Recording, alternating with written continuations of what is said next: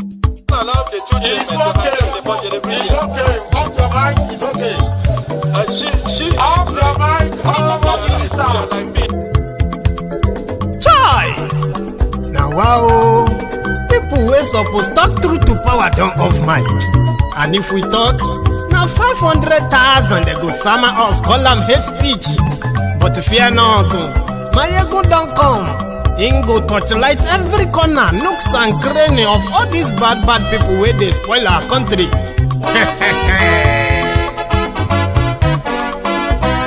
So my people make we loud, oh, yo. My ego don't come, oh, yo. My people make we shout, oh, yo. My ego don't come, oh, yo. My ego don't come, man of the masses, oh, yo. My ego don't come, oh, yo. My ego the politico, my ego don't come, oh, yo. This one not the off in mind, my ego don't come, oh, yo. And in the touchlight every corner, my ego don't come, oh, yo. Okay, some people be they holla say they want the power. Chai, them be promise us say we go get light and power. Them hustle sote they can't get the power. But now they know they do anything with the power. Every day, dollar just they get the higher power over naira. See them talk say make we off mind, but thank God say my ego don't come. So my people make you loud, oh, yo. My ego don't come, oh, yo. My people make we shout, oh, yo. My ego don't come, oh, yo. My ego don't come, man of the masses, oh, yo. My ego don't come, oh, yo. My ego the politico, oh, yo. My ego don't come, oh, yo. This one not they off in mind, oh, yo. My ego don't come, oh, yo. Person where they do evil, no one make person talk. Them say that my ego, that man too they talk. He too they talk. Say my ego diary, he they hot like pepper. But every day then they take money in bulk. Woman picking, they the street they hawk. Still them talk say make we no talk. But thank God say my ego don't come. So my people make you loud, oh, yo. My ego don't come, oh, yo. My people make you shout, oh, yo. My ego don't come, oh, yo. My ego don't come, man of the masses, oh, yo. My ego don't come, oh, yo. My ego diary politico, oh, yo. My ego don't come, oh, yo. This man not the off in mind, oh, yo. My ego don't come, oh, yo. Aha, now you not done here, all these bad politicians, then we call themselves politicians.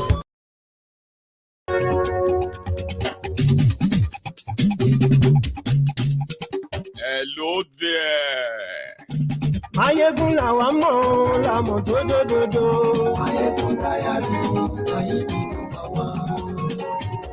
Good morning to you, good afternoon to you, and good evening to you from wherever you are watching from. This is Mayegun Live.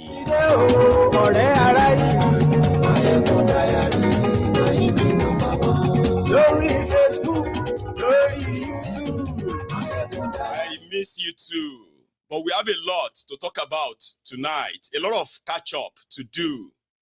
And I don't think the time will allow us to take calls tonight, but I will try, okay? So thank you so much for joining me. Share this broadcast. Invite your friends, invite your not so friendly friends, and tell them, Mayegun today, oh.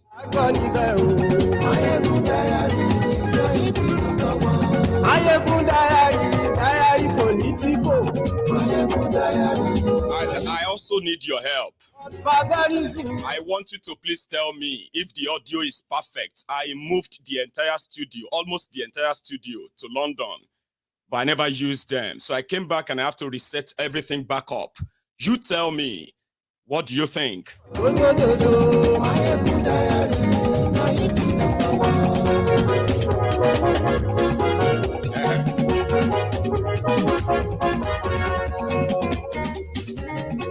Ani esuraki.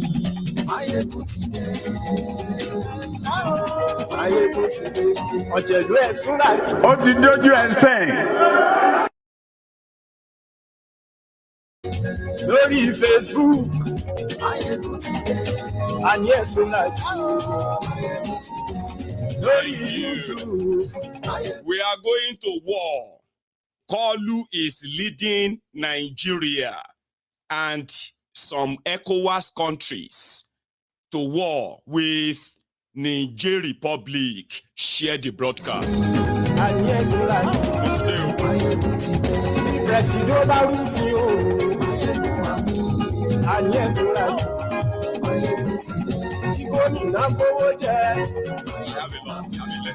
let's I am kind of in good mood, so I'm going to ask COUP to get us into it.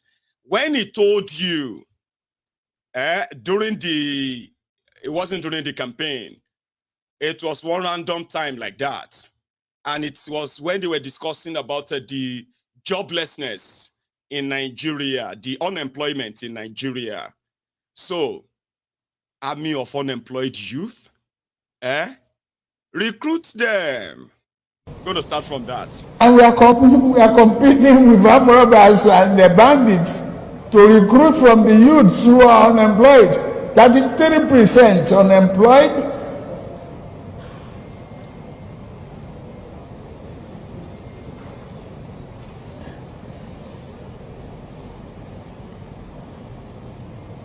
Recruit 50 million youths into the army and take away from their recruitment source. What they will eat? Cassava, àgbàdo, corn in the morning, yam in the afternoon. It's growing here. You create demand and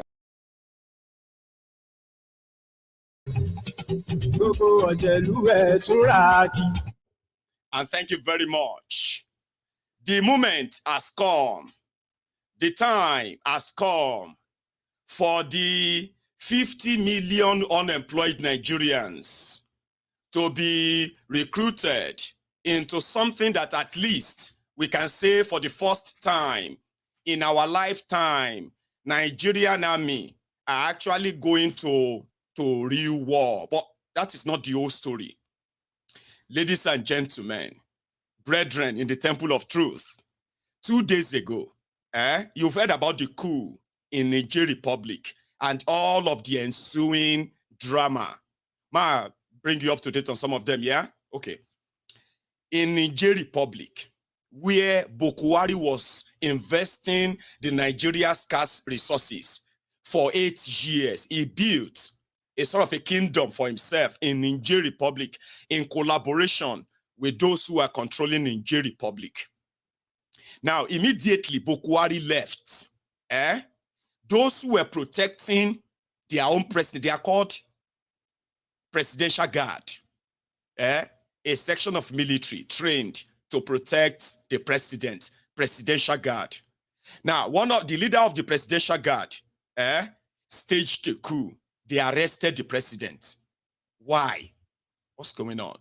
Well, as usual, as it is all over Africa, when military strikes, they will say they are trying to stop the corrupt politicians who have misused their power on several occasions to subvert the will of the people, because they are closer to them. They are those who are wielding guns, protecting the politicians. So they know them very well. So when they stage coup, in most cases, they will say they are doing it to save the country. None of them is different, too. Sure you get, whether military or civil, they are all criminals and crook. One is with guns. The other one is what? Is with pen. Now, when the whole story in Niger Republic was that as rich in mineral resources as that country is, it is also as poor as the church rats. The people are living in squalor, poverty, while the elite are living large, like in opulence. So this disparity, this difference in the society is like, physically, present, like you could tell. However, somehow, there is more. There is always more, okay? So what is more? The resources of Niger Republic, imagine this, so Niger Republic is exporting uranium and gold, which is superseded, also being supervised by France for years, even though it's in an independent country, Niger. But the arrangement between the colonial master and the colonized, the puppet in the Niger Republic was that France was taking as much as 70% value of Niger Republic resources. What happened to the remaining 30%? Well, it goes to the elite. Those ones who never complained about it, in a way. So France, in return, would then give them handout, like, you know what I mean? So they said the resources leaving Niger Republic alone a year, raw materials. So if they were to be paid for that, they will be making over 50 billion US dollars from just exchanging resources alone. Not even other things that comes with it. But Niger Republic resources is valued at $9 billion, which means they have been so squeezed and all that. But the elite had no problems with that. So the military guys, somehow, they found their friends in Burkina Faso, in Guinea-Conakry, in Mali. And then they were like, you know what? What's going on, guys? If we want to succeed in this, because we know that our own rulers here, they are puppets of the West. So being puppet of the West means the African leaders will continue to complain that the Western world is shortchanging Africa. The Western world is not respecting Africa. They will be saying all of that. But behind the scene, for them to keep power, they have to live off this West. As, you know, their backer, like the guarantor, okay, do whatever you want. We'll do whatever we want as well. Okay? Just continue to lament, but you will not do anything about it. So they are like puppet that way. So the military were like, no, you know, they are like, they've been puppet to the West for a while. So they discovered that there is a new puppet master in town. And guess what? Russia. So Russia, that is now, I mean, it's not just now, it's been a while, okay? But somehow, these new guys in Africa, especially West Africa, they are finding their ways into the cozy comfy of Putin in Russia.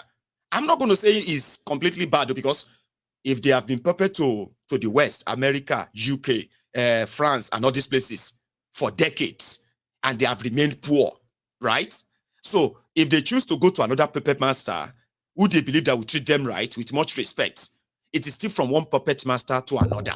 Sure, you get. None of this, in my own view, is in the interest of the Africans generally. It's about the power mongers. Where can they get security, safety? If they want to face America, if they want to deny France, who is going to protect them? Who can protect them? That kind of the play. Sure, you get. That is what is playing out currently in Africa, if you don't know yet. Right? And these guys found their way to the comfy of Russia. Okay? That if anything, if worse come to worse, Russia will not just give them arms and ammunition. Russia will even give them food, grains, and all that can help them. Buffer, because they are already poor. What kind of threat do you think the West is going to carry out on them that they are not already carrying out when they call themselves the friends of Africa? Do you get that drift? You are friends with America, you are friends with all these people, your resources have been exploited, right? You just talk about it. Africa is rich, but it's just the West. It's the neocolonialism and all of that stuff. Sure, you get, they're already poor. So what can you do? We'll sanction them. We'll stop giving you aid. Fine. Don't come and take our resources anymore then. France, we don't want you in our country anymore. So this is kind of a new trend where they are the new power bloc. You can say military. There are civilians among them too. They are not just military. There are civilians too, driving straight to Russia. Now, they are now kind of feeling like they are having choices, and the West can go and hang themselves. You know that in history of African leadership, whether it is democracy or dictatorship anywhere, you know the change of government in Africa, the involvement of the West, whether it's school whether it's what do you call revolution, or whether it is war, whether all these things, the involvement of the West in them, you know what I mean? It's not new. It's been like, so what is it going to be again? So that's like declaring war on your colonial masters. Tell them to go to hell. So the division right now, which is the purpose of this conversation tonight, ECOWAS, there is a body of countries in West Africa. So they call themselves the Economic Community of West African States, ECOWAS. Now you see in these countries, right, you have those who are Portuguese speaking, you have those who are like French speaking, you have those who are English speaking in this part of West Africa.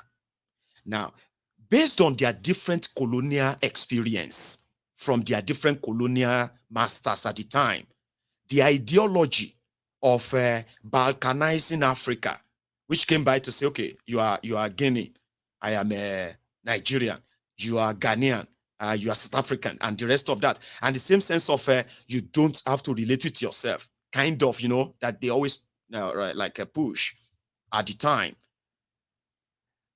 One thing that the West always have on Africa and the African leaders and their governments from time immemorial is the compromise on them, because they are mostly very, very corrupt, deeply corrupt.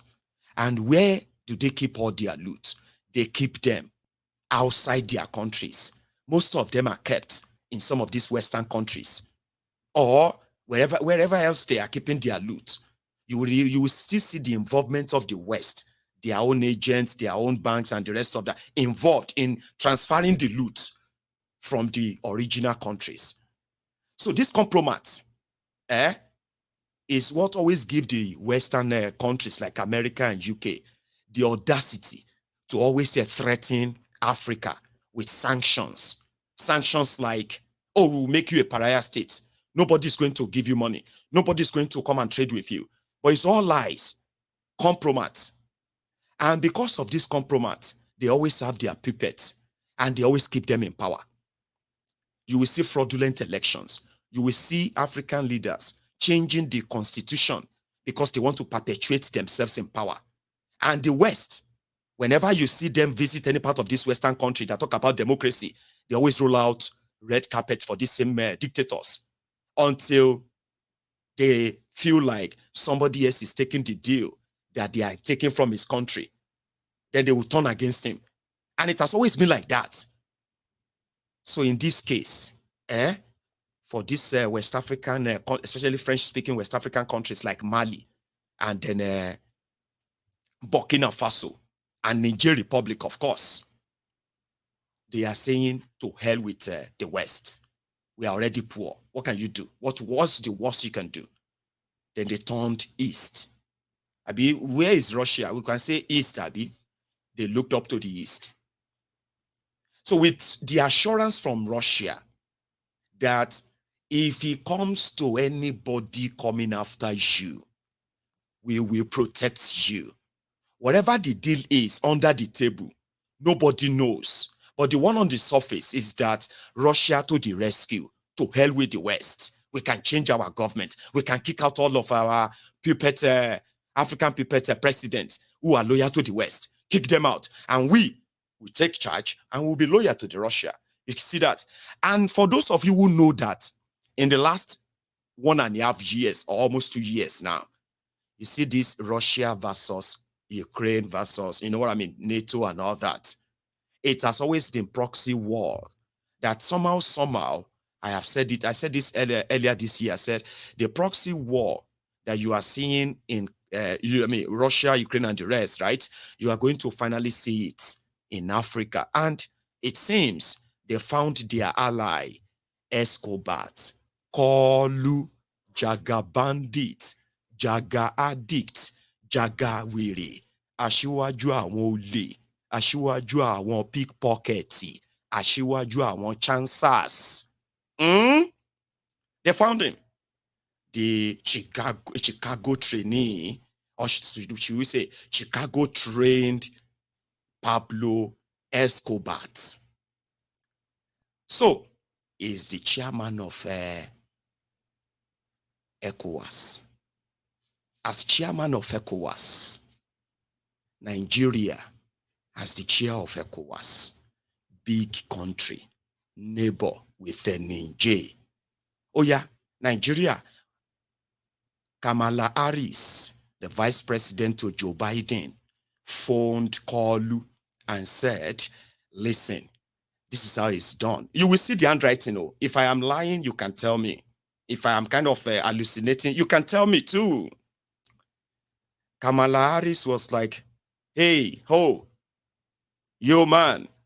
Not like that. That one is not right. Like she called him to say, listen, this is how it's done. Niger Republic, we know that they have planned coup there. They have removed their president. But you see these guys who just took over, we don't know them. And they have publicly come out to burn the flag of France. They have attacked the France, they have protested in front of the French embassy in Niger. So we can tell that they are listening to Putin. Remember the West African ECOWAS that did not see anything when Burkina Faso. Let me show you something on your screen. Just for the sake of, for optic. I don't know so they talk for optic sake. Let me show you this. You see these following African countries, right? They had their different coup at different times. Okay. Burkina Faso, they had their own they had their own coup in January 2022. Chad, they had their own coup since April 2021. Guinea, they had theirs since September 2021. Mali, since August 2020. Niger, which just happened in July, this past month. Sudan, which is currently at war, by the way, anyway. When you look at Burkina Faso, when you look at Chad, when you look at Guinea, when you see Mali, and then before Niger, you will see that they already have military rulers. So why is Niger different? The reason is because Niger is, I believe, the seventh country with the largest deposit of uranium. Uranium is very much used in manufacturing all this nuclear energy. The one where the stocks if them blew out, like all of us, we just like that, we are gone. And that's okay. There's no point, no time of suffering or thinking, I think. Niger Republic has one of the largest deposits of gold in West Africa. But none of this has turned to riches, prosperity, or safety for their citizens. So why Niger? Because it's Russia. Now here is the handwriting. When Kamala Harris spoke with Tinubu, and with what Tinubu has been doing, you can tell it is so relative to the same pattern of what happened between Russia and Ukraine or NATO. Kalu called a meeting and said, listen, we need to take action. America wants us to take action. Listen to this. France wants us to take action against Niger. And they want it to be a collective action. And me being the Escobar of Nigeria, I hold them that I need to do something. Say, okay, what are we going to do? They now announced. Listen to this. They said, one, they give these coupists 7 days to return the man they removed to power. Okay? And return back to barracks. If they fail to do that, now they are going to place economic sanction on Niger Republic. So nobody will transact with Niger Republic in West Africa again. Nobody is going to give Niger Republic any support again. And finally, after the 7 days, West African soldiers, they are going to come into Niger Republic and they are going to remove that their leader.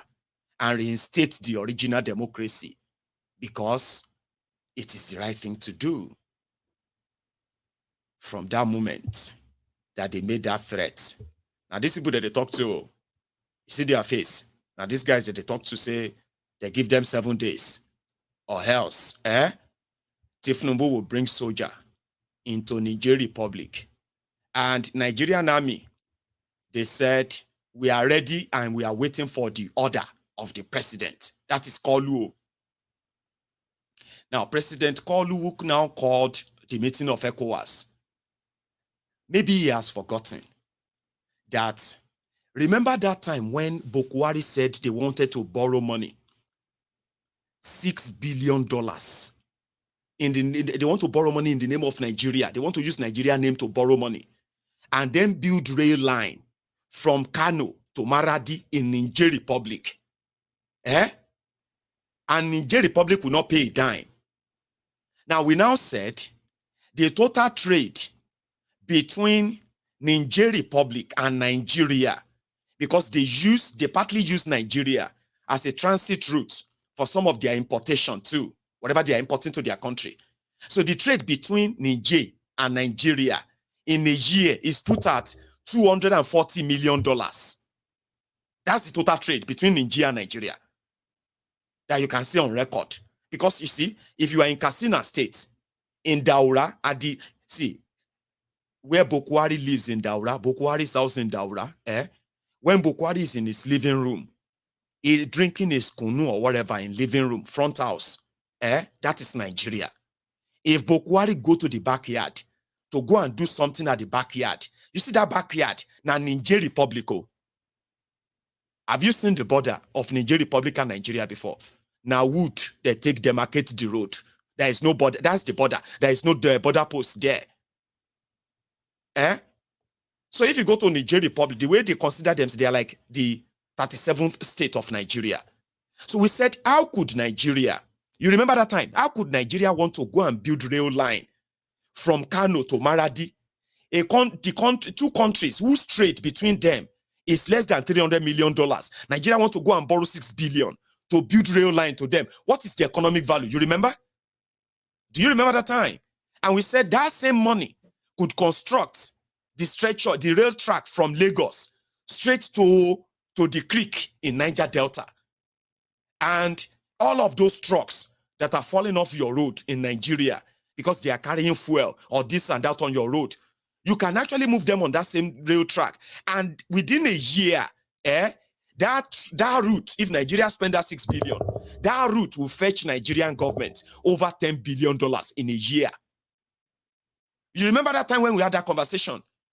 So, which economic sanction is Nigeria talking about? Which economic sanction against Niger is Kolu talking about? So they said they are going to stop giving Niger Republic electricity. I don't even understand that. Electricity for the poor country that their elite, only their elite uses the electricity, which I don't understand. Anyway, whatever economic sanction they want to place on Niger because of these soldiers, they have given them 7 days. You did hear? 7 days. Now those ones are now like, it be like say you the crazy, Abi.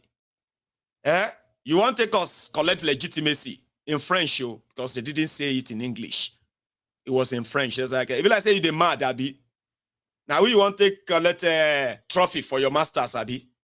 If you make any move and your soldier enter the territory of Niger, you are sending them to their death.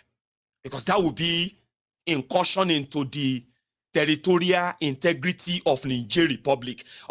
French love is all. Now French they take to talk.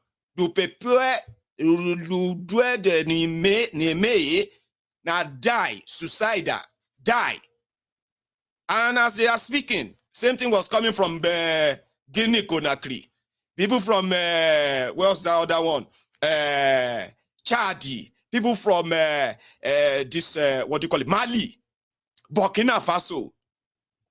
You come to die, you food, die. War new now war contempt that is sunny. That's what they say. That now war they call they do any brag, you know. You people when if you fight Boko Haram. Ordinary Boko Haram for 10 years. You know if you fight them. You they brag, you they mad. You do come here, you die. That's it. In French. Oh, I'll show you. Because it will be like say they tried to crack you up or something. Serious story, yo. War. Kalu was talking about war. From where? With who? With what? So to Kano Jetty. We will go use to Kano Jet, go destroy Boko Haram kingdom. Eh?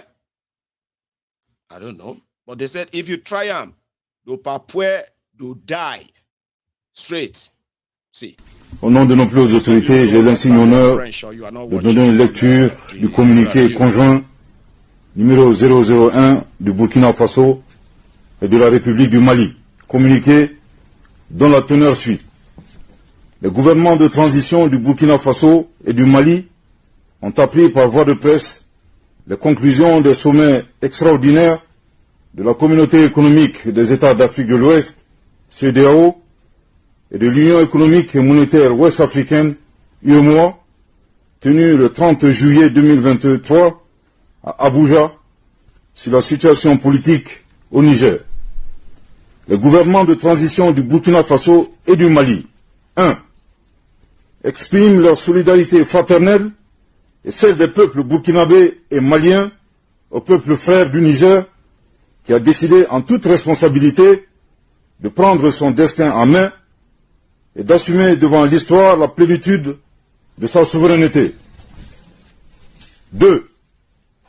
Dénonce la persistance de ces organisations régionales à prendre des sanctions aggravant la souffrance des populations et mettant en péril l'esprit de panafricanisme. 3. Refuse d'appliquer ces sanctions illégales, illégitimes et inhumaines contre le peuple et les autorités nigériennes. 4. Avertissent que toute intervention militaire contre le Niger s'assimilerait à une déclaration de guerre contre le Burkina Faso et le Mali. Je répète. 4. Avertissent que toute intervention militaire contre le Niger s'assimilerait à une déclaration de guerre contre le Burkina Faso et le Mali. Je répète pour une dernière fois. 4. Avertissent que toute intervention militaire...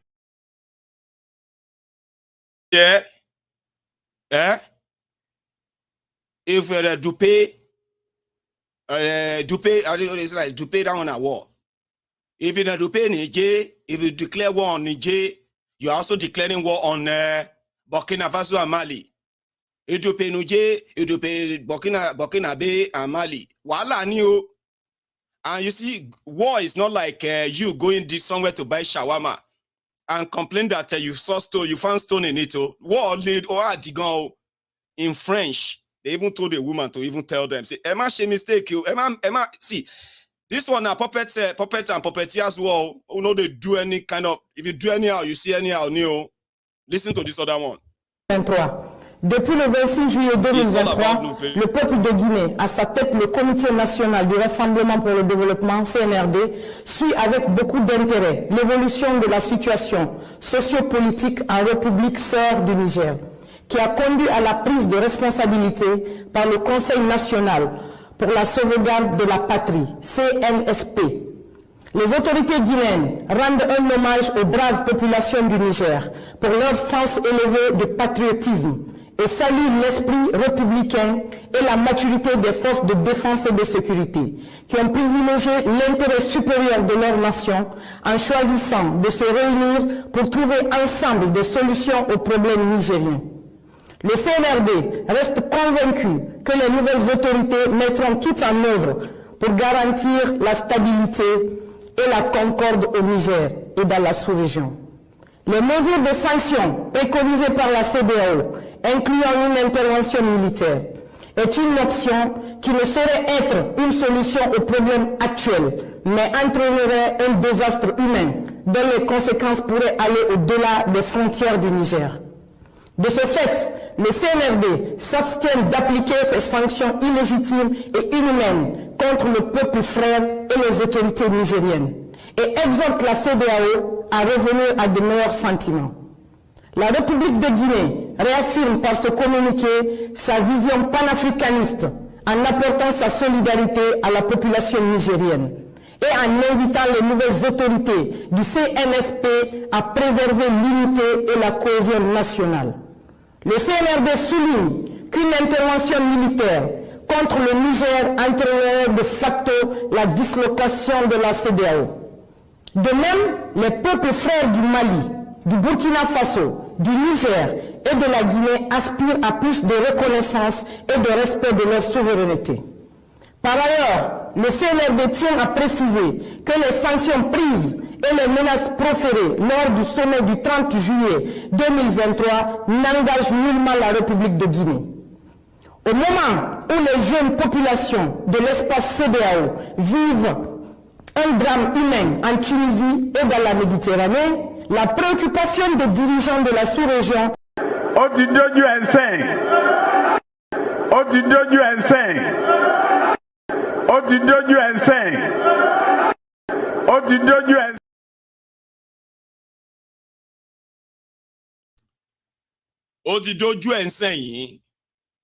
if you see any agbado here opening his mouth wow, like the latrine, don't waste your time. They argue with them, okay? If they come here to abuse me, don't waste your time and replying them.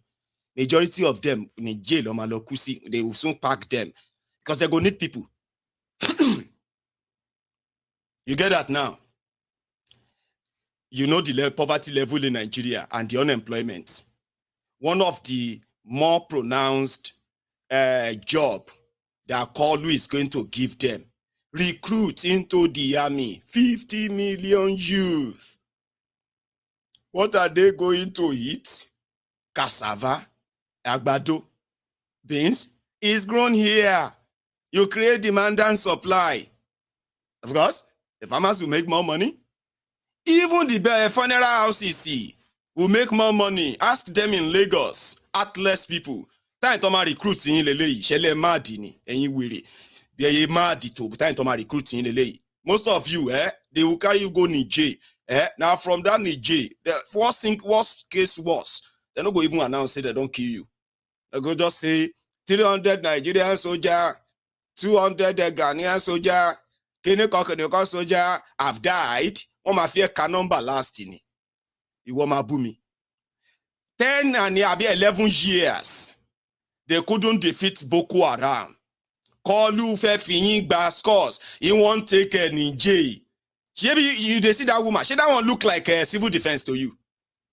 It's a brotherhood. It's a brotherhood. La République, la respect.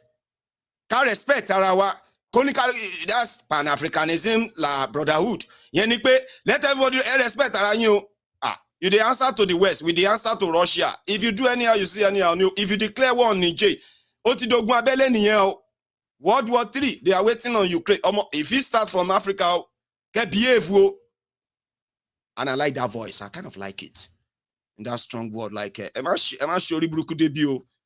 because most of you are those who encouraged military coup in your countries.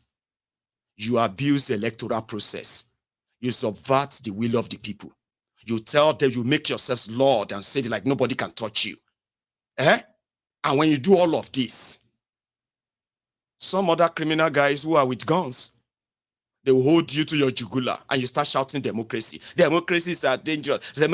Democracy is always a danger in the hands of you criminal politicians.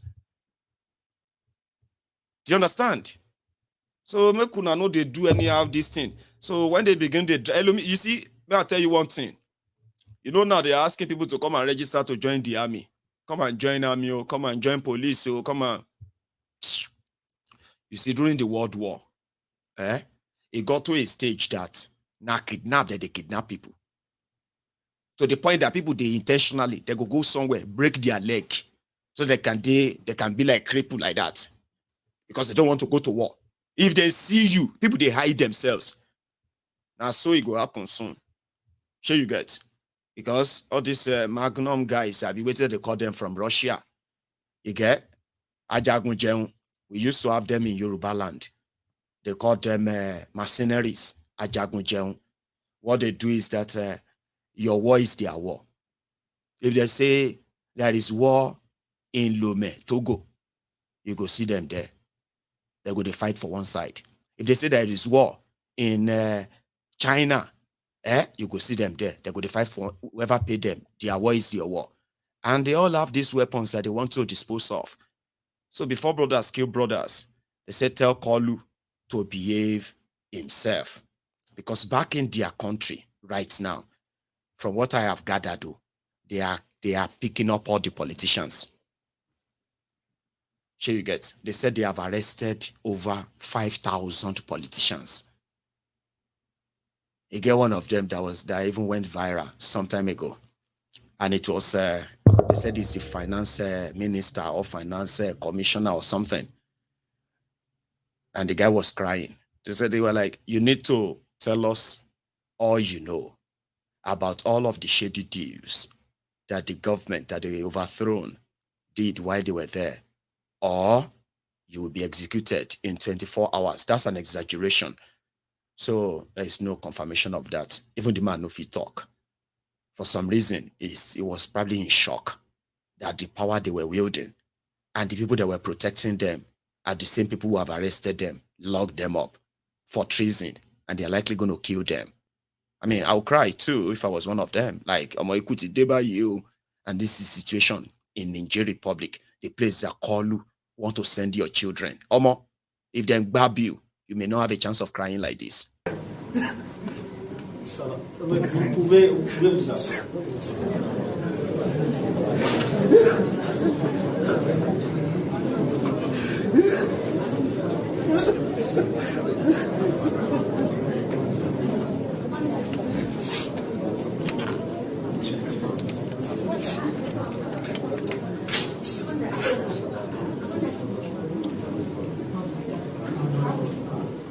Voilà,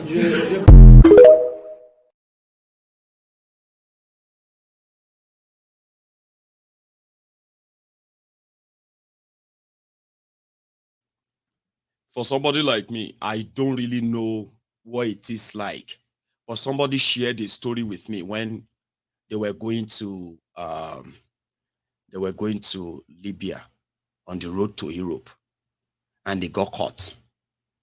Almost like play.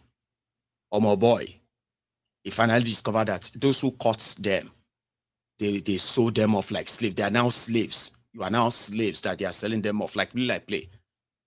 And those they felt like too weak to be sold, they shot and killed them right before their very eyes. And they were like, oh, my, real. This one is not the escape. This one is not like the escape from Sobibo. Real film, they lay you. When they survived it and they were sharing their story, you can only play it in your head. Because they don't hear your language, you don't hear their own. Here you get, you are from Nigeria, for example. And these guys are holding you. They are holding you. And they are speaking. You don't even know what they are saying. Like, could do 400. Say 400 what? $400. 400 naira. 400 this. Short it a minute. Have they sold me? You go, they ask your fellow guys, I thought they were policemen that arrested us. No, they're not be policemen. No. They be people people they catch slaves. So can't you imagine if they catch you? Because say la pepue to Niger. He say, sorry, what do you say? Ikupai. Kinimowi, Ikupai. Now, you couldn't defend and fight Boko Haram. Let me give you a quick backstory, which is also relative. For 8 years of Boko Haram, when Goodluck Egbere Jolantan was there, Niger Republic, Niger, and Chad, because they shared border with Nigeria, so their government, they were just milking the government of Nigeria. What's that? They will be telling the government of Nigeria to support and give them money in order for them to help crush the Boko Haram terrorists that are crossing over to Nigeria. They will help them stop them so they won't get to Nigeria. So that will reduce the influx of the terrorists. Here you get. This was during Jonathan's time. So under Jonathan, they were cashing out like that. But surprisingly, the terrorists were just pouring in. They were just pouring in. It was like Jonathan paid for their easy passage from these countries to Nigeria. Now, it got so bad that it cost Jonathan his presidency. So, you know, when Buhari came, it was easier, okay? According to what we have, there are millions of Hausas, millions of Fulanis who are from Nigeria, who are also living in Niger Republic. Like, they have been there. That's why they consider themselves as Nigerians as well. Like, you know what I mean? Like, so Buhari who built that relationship. So Buhari went from giving them security money in millions of dollars. They call it a regional, something like a regional agreement or regional security, blah, blah, blah, blah.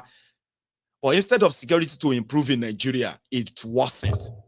But billions of your money ended up in the pocket of those rulers there. Long story. So, if you find your way in there right now, that you can no longer even fight a Fulani terrorist, Fulani, Hausa, Kanuri, Boko Haram. You can't fight them. You couldn't fight them for years. And they say they are moving you to Niger Republic to go and remove somebody who, to go and remove the military there. And you are sitting down, you are thinking, that sounds good. No? Let's go back to Nigeria. Because there is even more boiling there. Again, if you are just joining me, especially on Facebook or YouTube, it's going to be a long night. But before you forget, right, take a moment and like this broadcast, okay? So that once you do that, you don't need to do it again. Share it too. And, you know, you won't get so kind of soaked into this that you forgot. Thank you. Now, to the next one. Ladies and gentlemen, even the house, it no easy. Kolu, Jaga addict, Jaga bandit himself is kind of overplaying his card. Though. You see, you can use propaganda to rig election and put yourself in government. It's going to be very hard to use propaganda to continue to rule people who are already traumatized, impoverished. So they did something. And I want to say this to you quickly. I know a lot of you don't like to see him, but there are some things he said here. I want to kind of break them down, okay, for the sake of you, the brethren. Kolu have started using mouth to break meat. I'm sorry, to break meat. Should I say using his mouth to divide the meat in the soup now? You know what I mean? I'll tell you. Remember that Kolu said, and he said he was bringing you palliative, okay, because of this subsidy stuff. And it's palliative. You should wait for them. It will cost 500 billion naira. Initially, it was more or less like an insult that he was going to give you, $10 to cushion the effect of the inflation and the high cost of living. But this time around, Kolu came around with you get youth, your own. For you, healthcare. What we are going to do about your own, this is that take this one. But they did a trick. They decided in the process, in trying to make it look like Kolu actually has planned for you in the face of all of this. So what they have done is that they recorded Kolu with his teleprompter. Nothing bad in using teleprompter, okay? Like, just use it professionally. Hone it. Especially if you are actually speaking from your heart, that you are addressing something like for real, action, not just words. But you know that whenever Kalu is talking,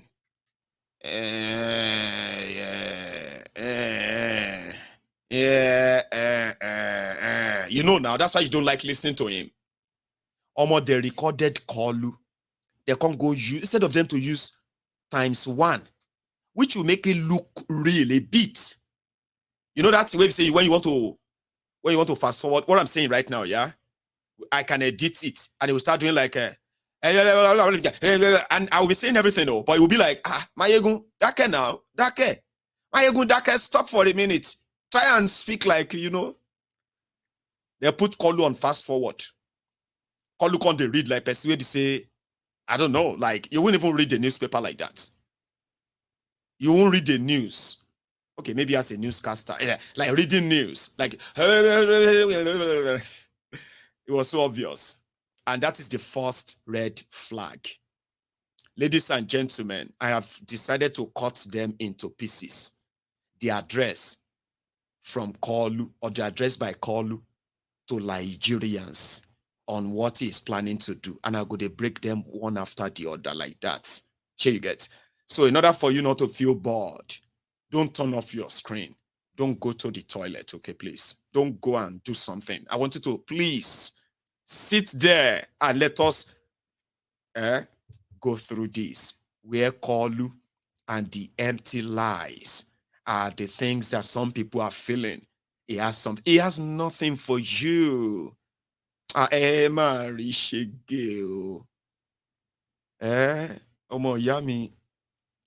See, I may not like your politics. Sure you get. Of course, I don't even like it. Okay? I mean, you always have your choice. That's life.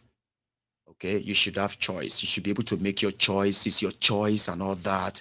Nobody should persecute you for that. And you know what I mean? That's fine. But you know what is missing is that you will get right to choose anything you want. Some of you are not responsible. In fact, a lot of you are not responsible. You are so irresponsible, like the criminals you are choosing. When you choose them, when they begin to show you shege, you begin to look for excuses for them. You don't even have this. You don't even have the courage to speak out your mind against the choice you have made when you are already victim of that choice. I mean, that's irresponsibility. Hello. To say a place where we say if you are around me, instead of you coming to social media to come and defend them and all that, mama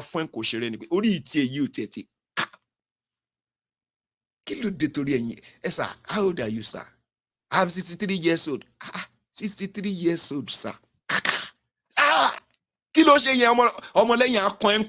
No problem. If I am as stupid as you at your age, sir, it's a welcome development. What is the usefulness of the 68 years old? The head that you carry for 68 years, see no get sense. Can evaluate.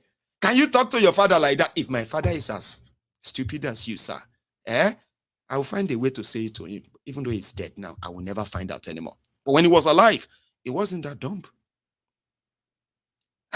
You don't have Agbalagba at home. We do. We just don't have Agbalagba like you at our house. If we do, a lot of us would have disowned them. Instead of them coming to the public to come and disgrace us. You know, that kind of thing like that. But look at yourself. Look at what they are doing to you. That's the point. Responsibility. Own it. I voted for this call. I regret it. It pained me. Hey, fine. That's okay. It is called bias remorse. It happens all the time. You see something you fancy, you get it and all of that. After a few days, you are like, why nobody know me? Why you know hold me? Why you allow me to do that? You know what I mean? Bias remorse. Or trying to find excuses. Shut up your mouth, Mayegun. You this or my lay Yoruba. Kini any shape the problem to facing? What does whether Mayegun is Somali or Moko? Whether Mayegun will come back home or whether Mayegun will not come back home? Whether Mayegun has respect or get respect? Baba, waiting that one has to do with waiting the ground. Go now. The more we talk one-on-one. That one go buy you for it. Tell me. All of this your concern, where you they abuse me for, because of those who have put you in all of this. Any of these abuses go buy you fuel, brother. It go reduce the culture exchange, exchange rate in Naira. If you abuse me, if abusing me can change all of that, Baba, but if you are sitting down there, all God that's how you are going to complain for 8 years, Baba, I don't mind. When I saw go suffer for 8 years too, I have seen it before. Pick your choices. He did there. When you pick them, be responsible. Not the point fingers. You this enemy. Baba, bumi dada. If it go change how much they go sell petrol for you, Baba, even me say, I go feel like I do charity. Seriously. You better come and abuse me. Cheaper. You better come and attack my yegun so that they can just, I mean, Toba saw anything. If he pays any bill, why not? But it doesn't. So, in reality, when all these choices you have made, when they come biting, I mean, like, impressing you going buy a PC, like, Baba, more reason, like, after every, impressing, you can't pretend, say, I don't pity you, tell you the truth, shall you get, nobody say get any pity for you. Shall you get for those of you who choose this. But I kind of feel for those of you who tried to stop them. You did everything. It's in 2015. That was a mistake. 2019, that was stupidity. About 2023, na evil. You know, get any other name. Na evil. Person we just won't finish you. So yeah, finish him. You don't, the Sikh Mortal Combat. All of them we still kept APC, whether because of tribe, whether because of religion, whether because of what they promised them, it doesn't really matter anymore. Baba na evil. Everybody just suffer now. You see? Baba evil. Because the evil come hard. They say, even you, we do them, they suffer. You can't tell yourself, Baba, that's why you go complain for 8 years. You this my egun. Baba, I don't mind. May do 30 years. Here you get. May do 30 years. Ask those in Cameroon. Yeah, Pobia. It can be your own Pobia. Kilo come sure. Okay, come here. I no lie. Because somehow, right now, the reason why I haven't fancy coming to Nigeria is because I know I'm a poor person. I'm a poor man that is living within his means, and there's no way I go save 50 million naira or ransom because I won't go Nigeria. This is not applicable to everybody, but now waiting me they suffer, they tell you. So you know, fancy me. Go fancy me, but go 30 years, go back 40. If you not like Mokuna even like kind of clone him, and it no matter. Orun ya born now, everybody go collect. Everybody ask those your uncles, those big men where for your own area. How then they cope right now? Everybody's level. Say, we don't see you for Guinea-Conakry yesterday. The place even dry. My brother. I mean, I don't go out much anyhow. I've been in this country, you said 70,000 naira to fill my tank. And before you know it don't finish. 70,000. I can't live like that, too. Everybody is feeling it. So, Emurasi. So, yeah, I feel for you. Those of you who try to stop them. But now that the calamity is here, everybody will get vaccinated, it's going to be a long journey, even though the tribunal today, by the way, they have concluded all the closing arguments, written arguments, and everything. Now we have to hear the dates in another few days now, or maybe weeks. The tribunal is going to announce the judgment day. You see all of this, expectation, hope, and all that. Blood will begin the rush again, Abi. But the day is going to come and gone. Until then, Here is Kolu saying, I mean, you remember the red flag I told you? It's not going to be boring. No, it's not going to be boring. It's just going to be lying. And you're going to tell easily. But the first red flag is how they fast forwarded. And they make it look like it's just really like, you can tell. Like, number one, it didn't write it. Number two, it didn't dictate to those who write it. Number three, it doesn't even know everything inside it.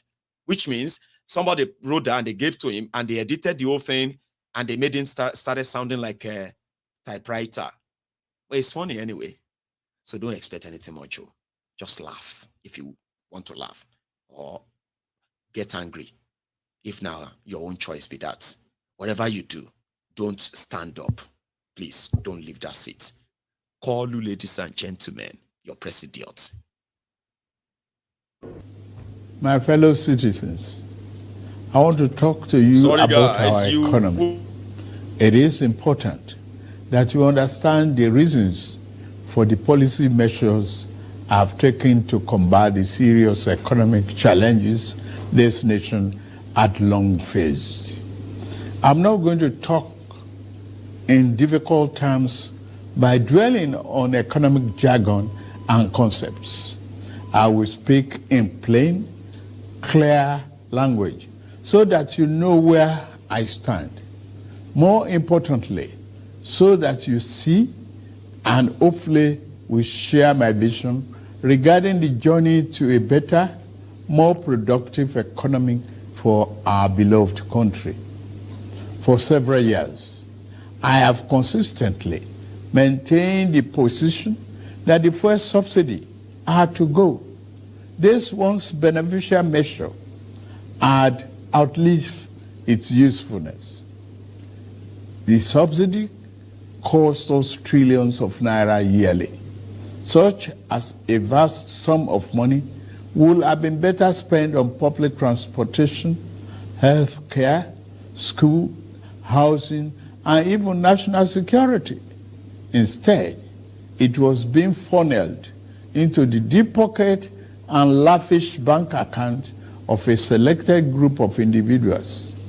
This group had amassed so much wealth and power that they became a serious threat to the fairness of our economy and the integrity of our democratic governance.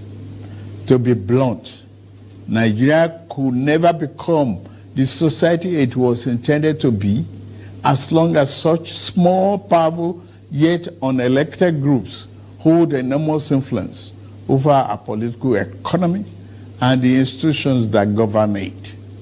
The whims of the few should never hold dominant sway over the hopes and aspirations of the many. If we are to be a democracy, the people and not the power of money must be sovereign. The preceding administration saw this looming danger as well.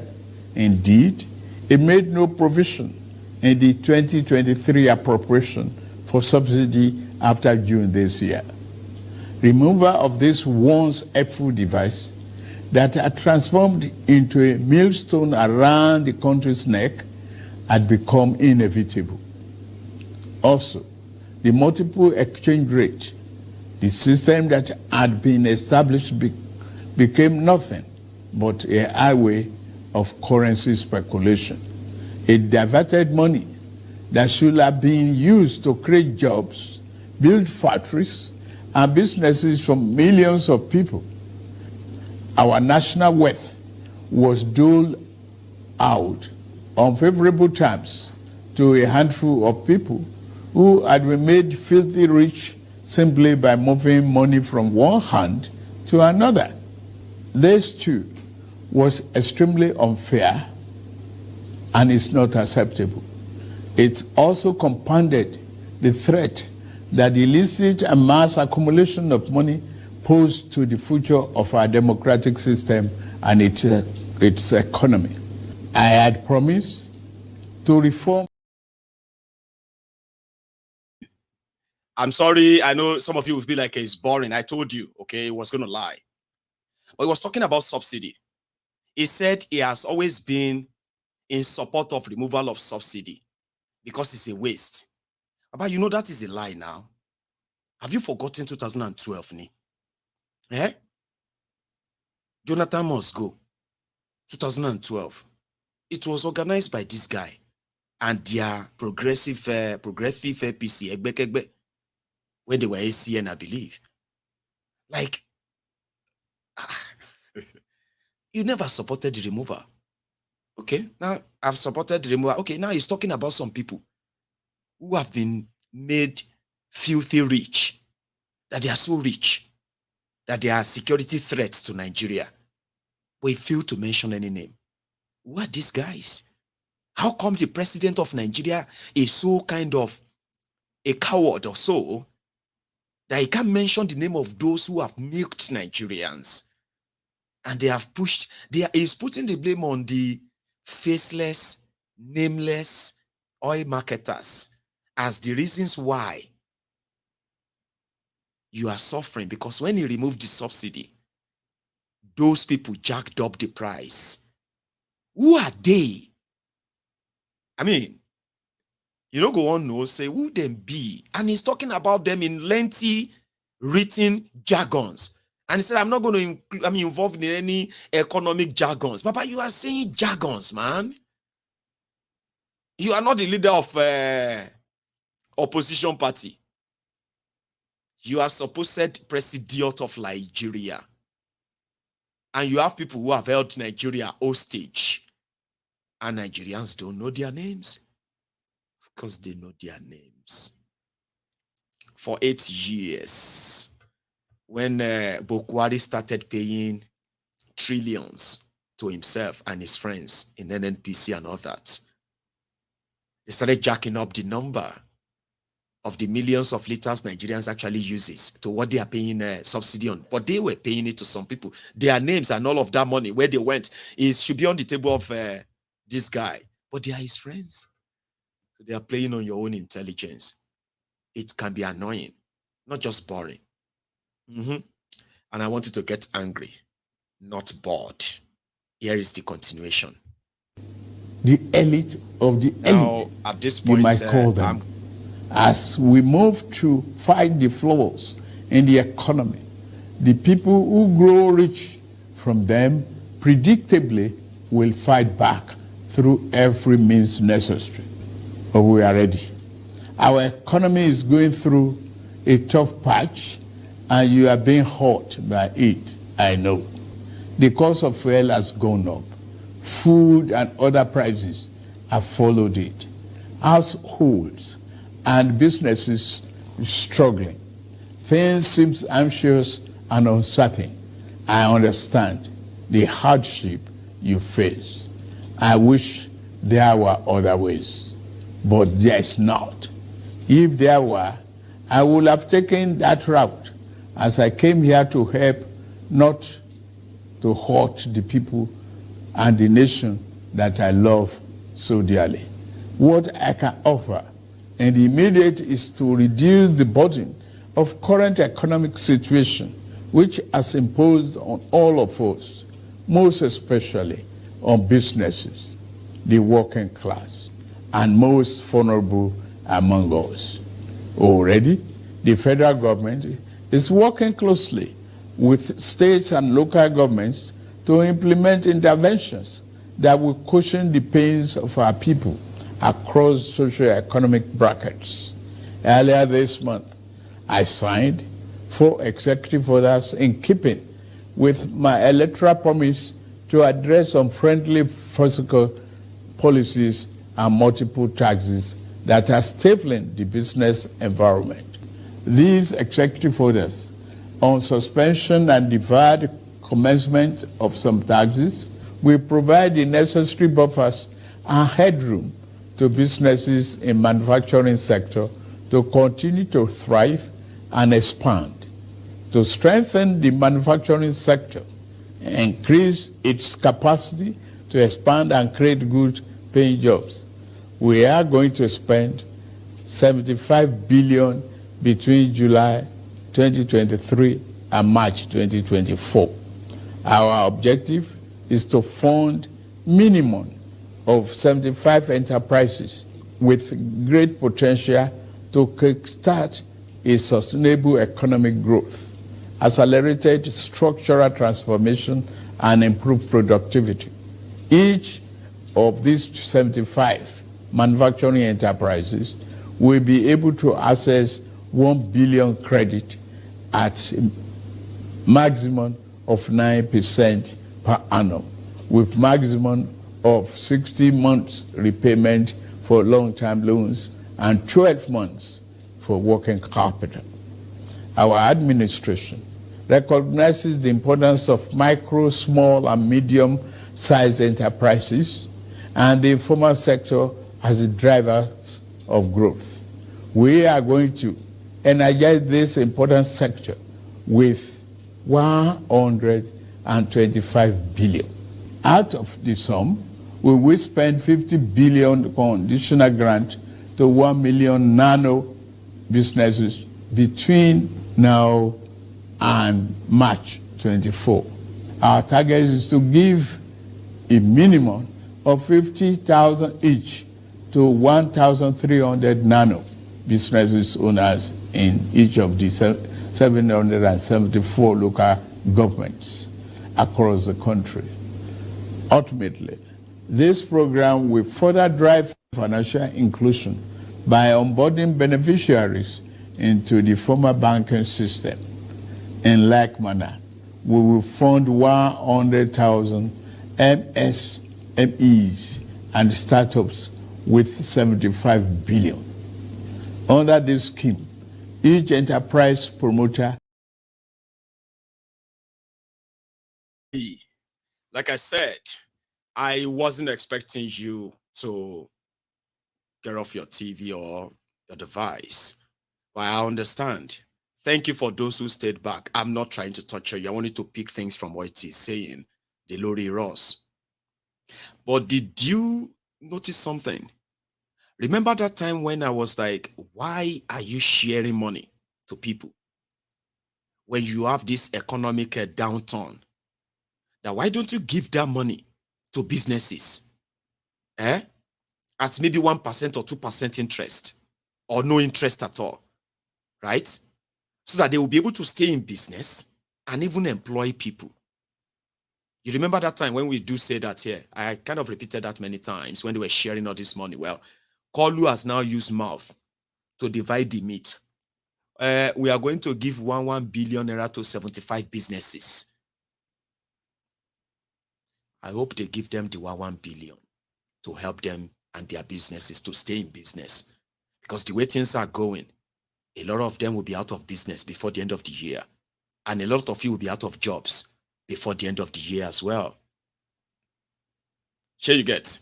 So yeah, I picked that. Then he was going to give 100 billion to MSMEs. Now Zobo. Even this one as Zobo. And they want to give this and that and all of that. Zobo too. But I still have something, I still have more to show you, but you are kind of so pissed right now. But I still have other things to even piss you off more. Maybe I should give you something that will cheer you up. And then I'll bring what will piss you off. Kind of in good way, like piss you off in good way, not like piss you off. Okay. Let's go to the screening, where they are doing screening for Kolu's ministers. And in one of the scenarios, a guy is nominated as minister.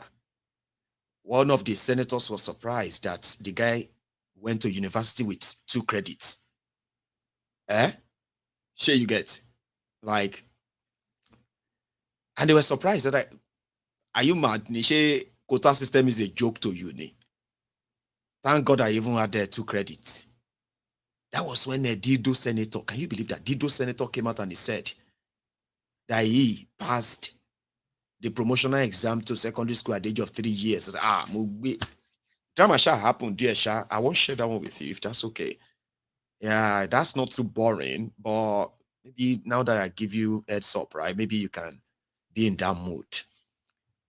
2 credit university minister coming to come and resolve the Nigeria logjam.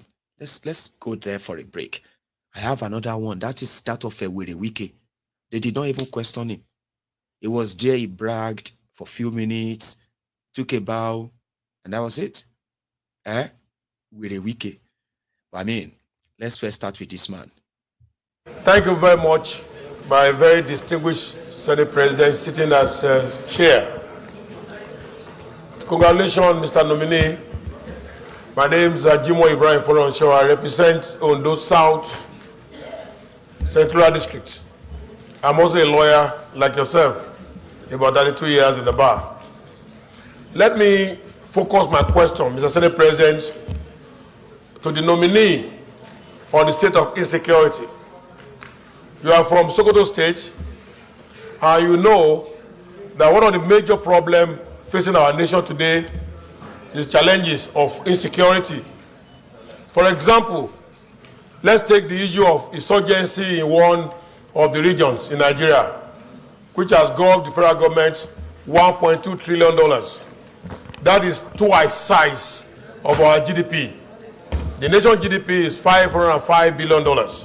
In one insurgency, we have spent $1.2 trillion. Now, that is not East. This insurgency also distilled to other regions in Nigeria. If the Mr. President decides to make you Minister of Defense, for example, you do know very well that all efforts to solve this insurgency have been proven very stubborn to all solutions.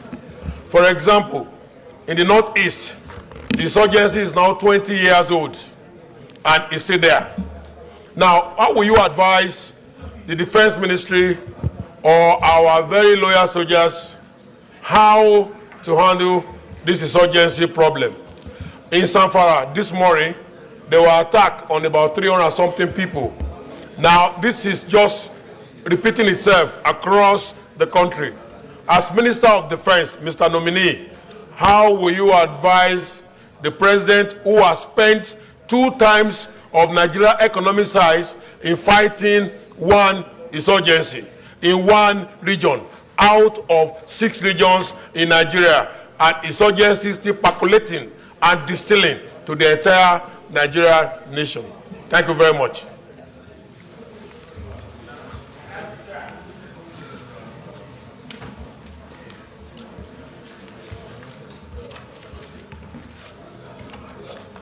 I have asked my question. Distinguished Senator Abba. Mr. President, I am Aminu Abbas, Adamawa Central. Mr. President, I want to plead with distinguished senators, if there is no objection, we should allow the nominee to answer the 2 questions asked and take a bow and leave, because he served as a member also in the State Assembly and even as a Deputy Speaker of Sokoto State House Assembly. Mr. President, I am on the floor, please. I am on the floor. I say if the distinguished senator hold no objection. That's what I'm saying. That's what I'm saying. Thank you, Mr. President. SARS. Sitting as chair of the House of the committee, I noticed that my name is Shoaib Afolabi Salisu. I represent proudly the good people of Ogun Central. The nominee has masters in energy security management, and you also serve as Honorable Commissioner for Energy Development in Sokoto State. There's a near consensus that our country is going through energy crisis. What will you do as a member of Federal Executive Council to ensure that the energy requirement of this country that will allow small and medium-scale enterprises to grow, that will allow for improved quality of life, that will also ensure that Nigeria attains its full potential? What will you do? What will your background with masters in energy security, how will it help the country?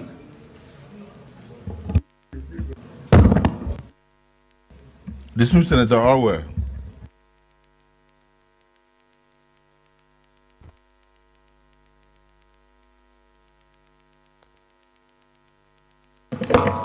Thank you, Mr. President. The nominee, first I want to congratulate you upon your being nominated by the President to be part of his cabinet. And I've taken time to go through your resume. I would like you to go back to your academic qualifications. I've been looking for your school cert. I saw one. You sat for 5 subjects with 2 credits. I don't know how. I want to imagine that you still have another to bring. If not, I would want you to explain how you got into university with that. Thank you.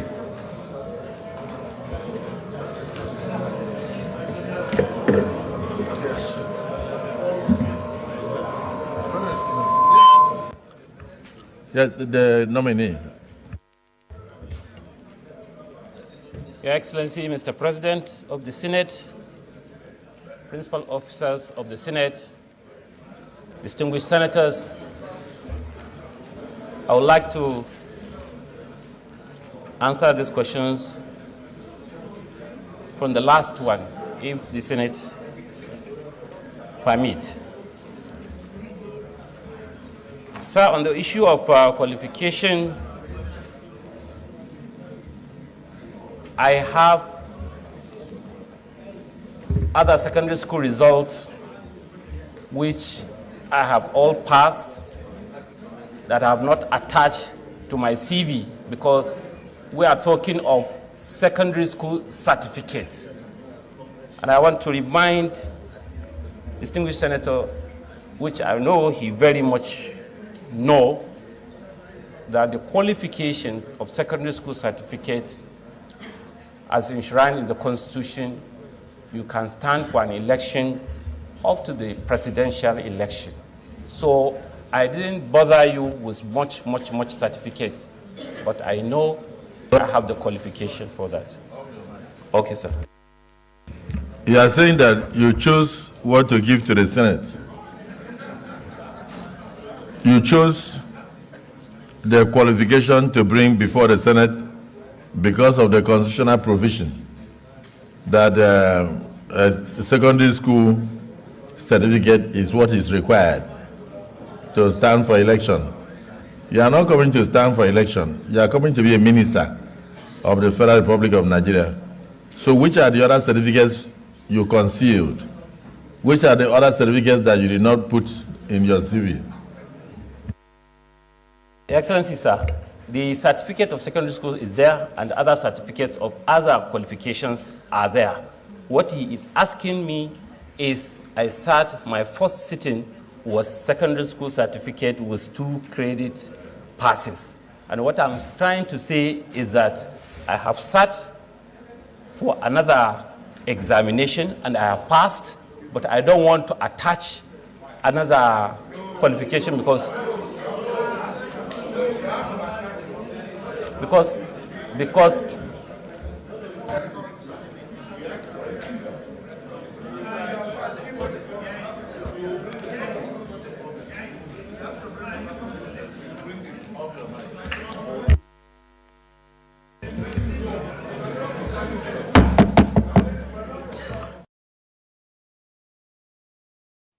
Alaye just say quota system, there's this quota system.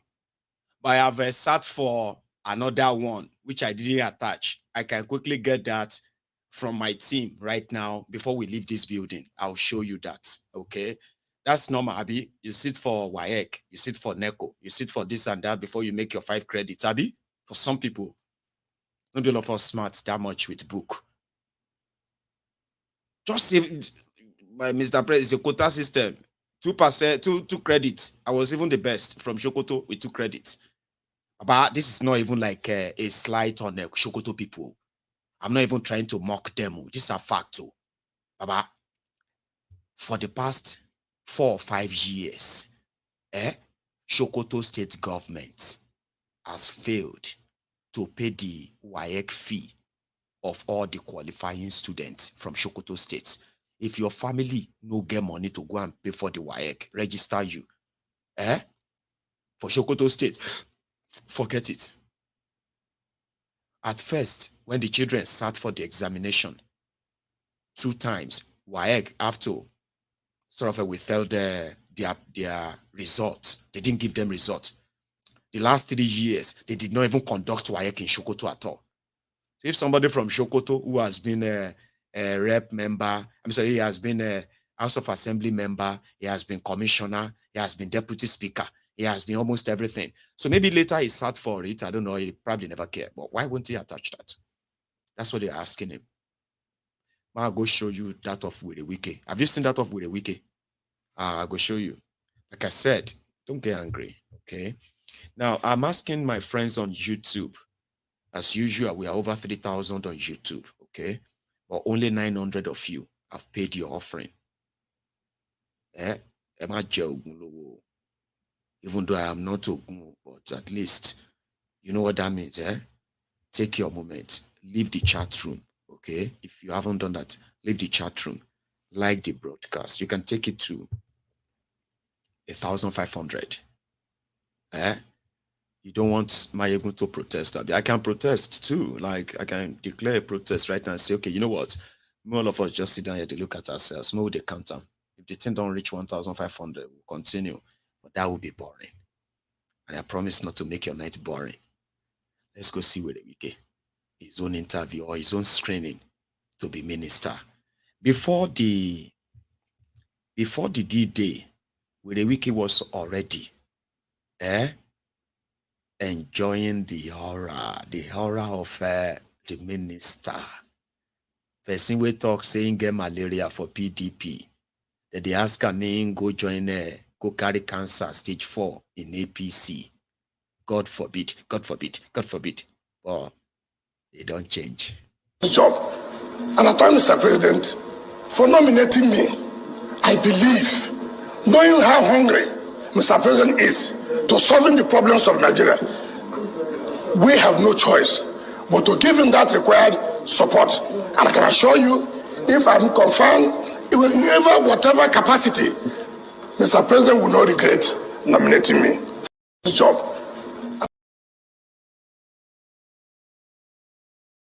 Oh, yeah. Go. Is the full screening. You can enjoy it if you like. Laugh if you have to. But don't get angry that much.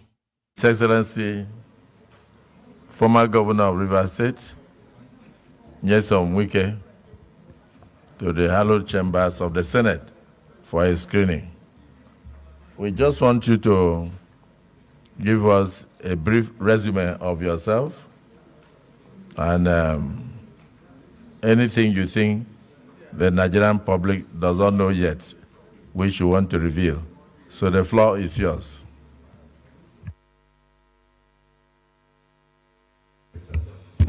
Go ahead.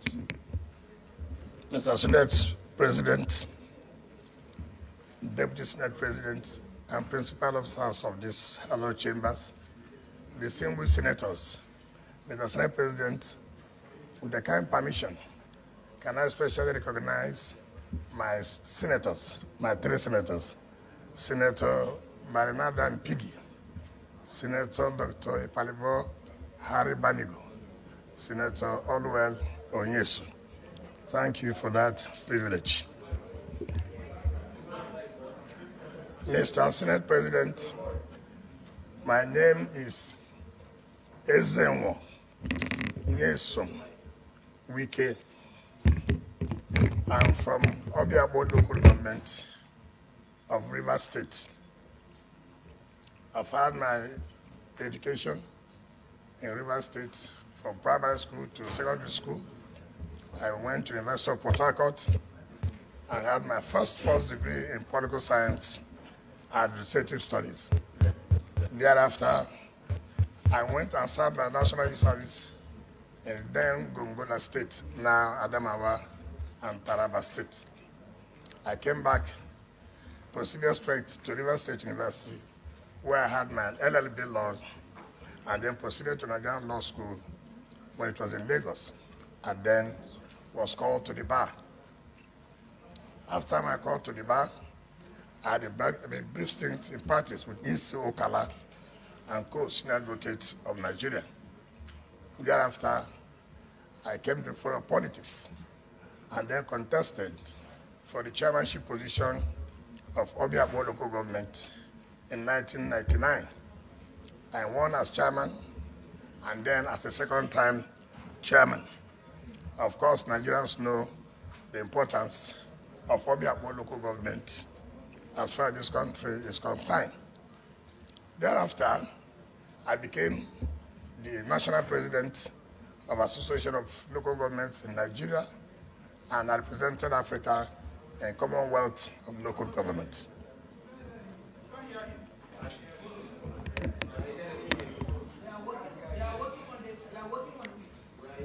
After that, I became the chief of staff to the government of River State in 2007. Thereafter, I became a minister of state education and then became the supervisory minister of education. In 2014, I resigned and went to run for the governorship of River State. I became the governor of River State in 2015. Again, I recontested in 2019 and won. To the glory of God, I served out my tenure May 29, 2023. As governor, it's on record in this country. Everybody will attest the fact that I changed the landscape of Port Harcourt. It's on record. In 4 years, I constructed 12 flyovers in 4 years. Not by any contractor, but Jealous Beggar Nigeria Limited. One of you, Mr. President, will attest to the fact that you have even come to River State to commission projects. Eminent Nigerians in both, it does not matter which affiliation, whether you're a politician, whether you're not a politician, whether you belong to Party A or you belong to Party B, all have come to River State to commission projects. And I can tell you, what is important, there's no thing like magic. What is important is what passion do you have? What commitment do you love your people? And I can say, as a governor, then, in my 4 years, in the second tenure,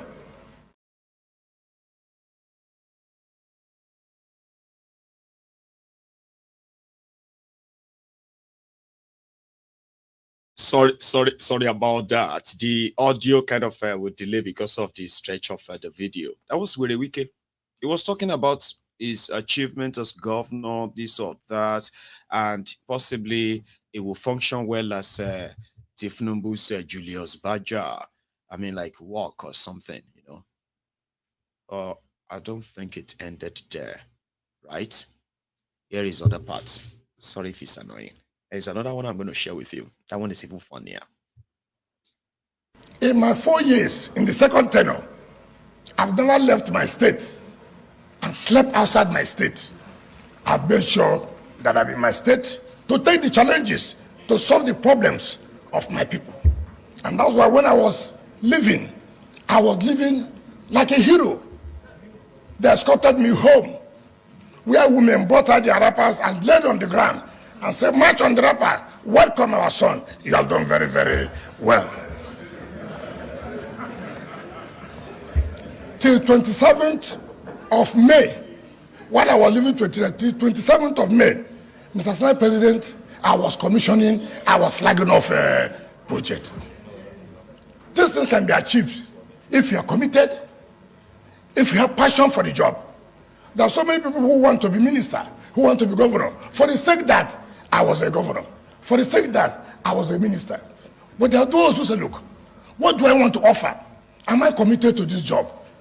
And I thank Mr. President for nominating me.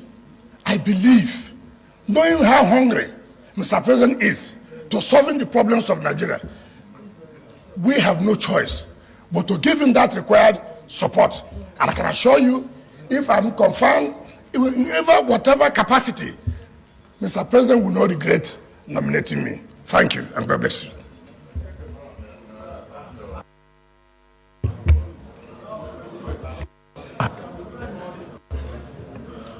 Distinguished colleagues, before you is a man that needs no introduction.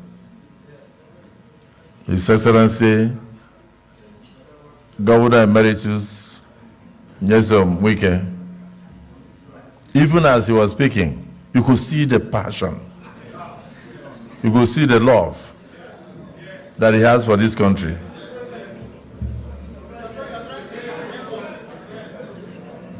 Your Excellency, I was one of those who commissioned projects during your tenure when you were governor. So we welcome you, but this is the Nigerian Senate. And one of the things that the public worries about is that sometimes we play more politics with our voices. But when we get into office, we close the door against Nigerians. Will you be open? Will you have an open door policy so that all Nigerians can access you, even the poor, those with problems? Will you also be in a position to allow proper oversight of whichever ministry is given to you by legislators? Because those are the things that concern us. Being accessible to the people that you are meant to serve, and also allowing proper oversight for accountability. Deputy Senate President, do you have a question for this nominee? Otherwise, we tell him to take a bow and go.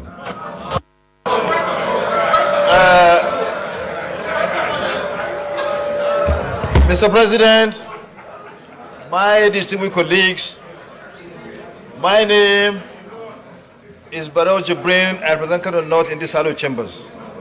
Mr. President, when I visited River State some time back, when the president of this country went there to commission some roads and other projects, I saw what the nominee did in Rivers, the legacy projects he executed.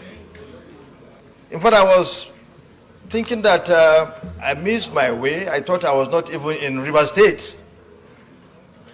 I thought I was out of the country because of several overhead bridges I saw and the wonderful projects he executed in the areas of education, health care delivery system, and judiciary, and several other areas.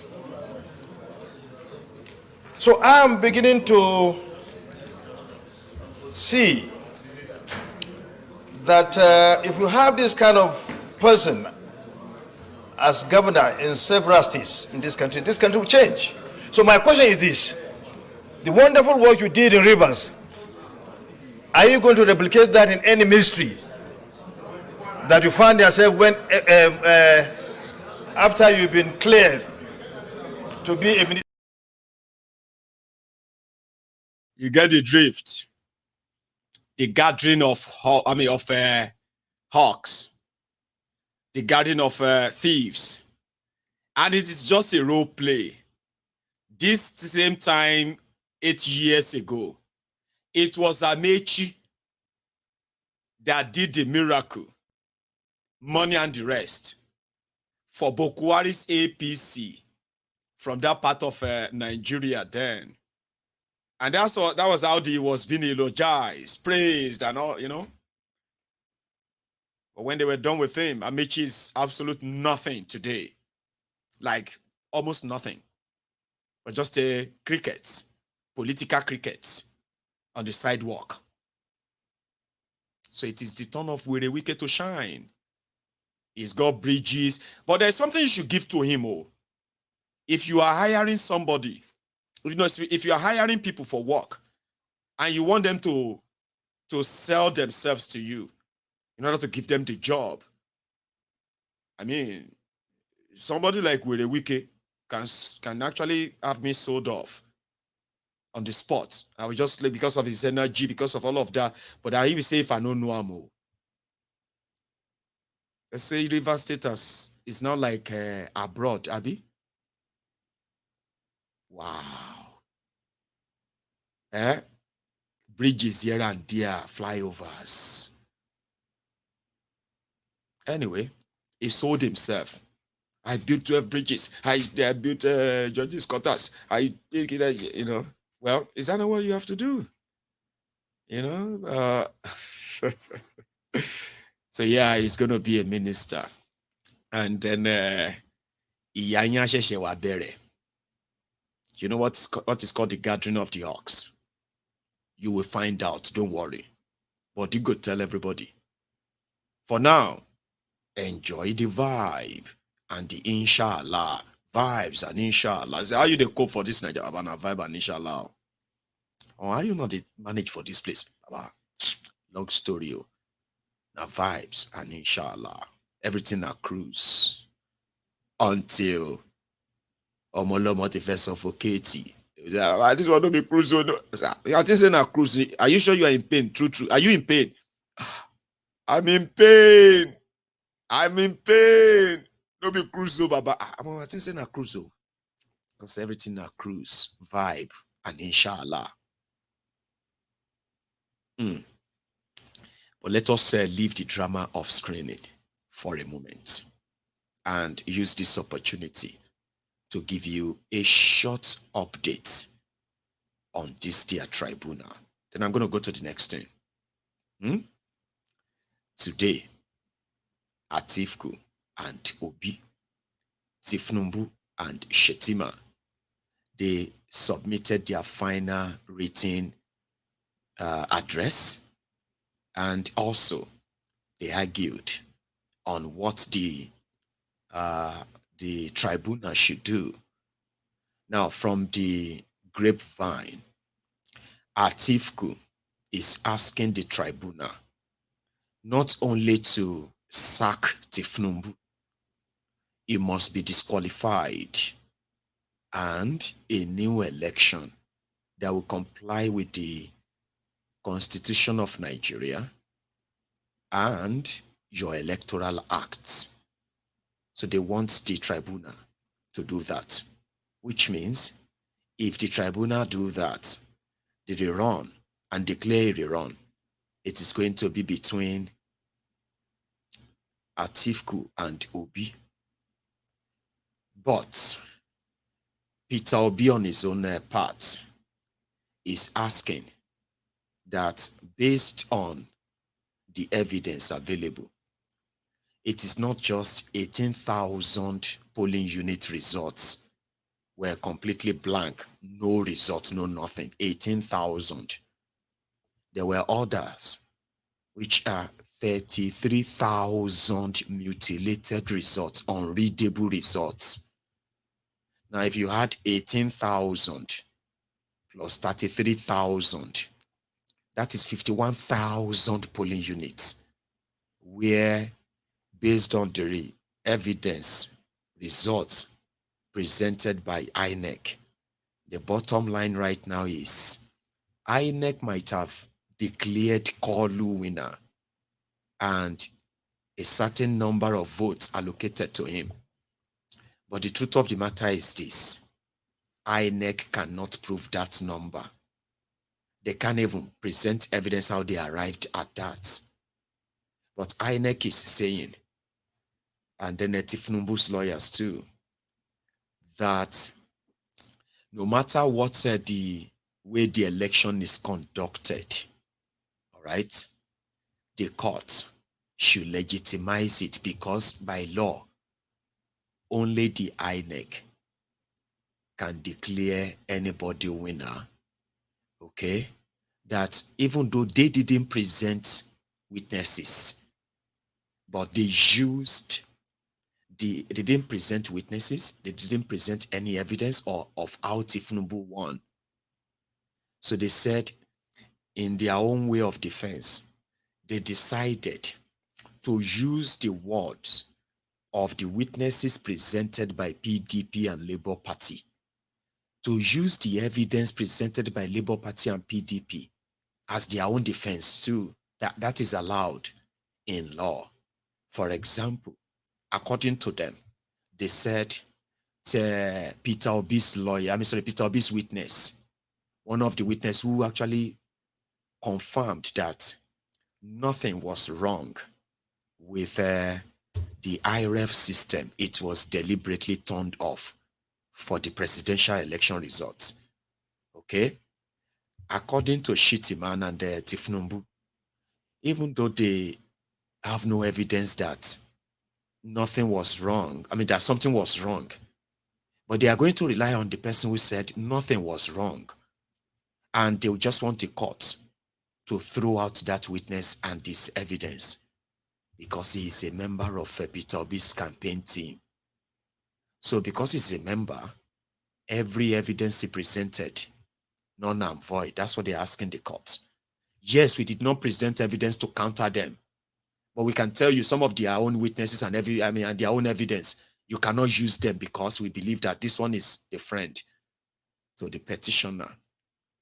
When it comes to the citizenship of Guinea, Tifnumbu of Guinea, or Tifnumbu Guinea, or Guinea Tifnumbu, right? That means Tifnumbu is also a citizen of another country, right?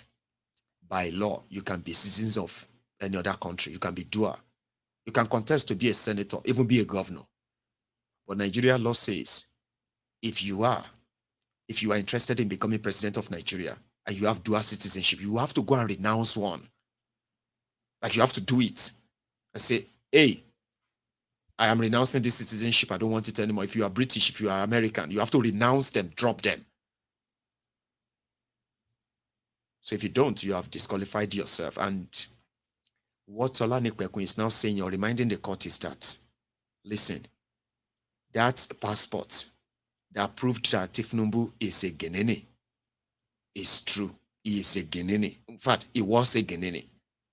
But that Guineanship or Guinean citizenship expired in 2020.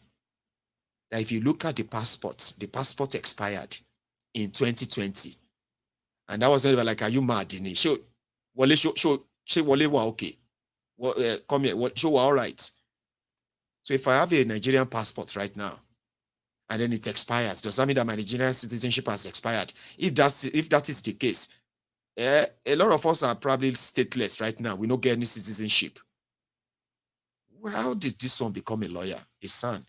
Sand? Or Sandalili? That's one thing about the obedient. They're mad, gone. The obedient, whenever they see Festus or Frostus Otobokeyamo, even if Frostus Otobokeyamo come out and say, good morning, my fellow people. The obedient will bombard him. Shut up your mouth, fake news merchant. Sandalili, Sandfili, Sawdusty. Which one be this one? Which sand be this or sand? Anything, Sandalili. Woliola no kweko mad. How can a citizenship expire because a passport expires? Who be this person? San, senior advocate of nuisance or nonsense. Anyway, it depends on your court. Remember I told you that what they are relying on is technicality. Okay? Technicalities like, oh, Peter Obi is not a member of Labour Party. Oh,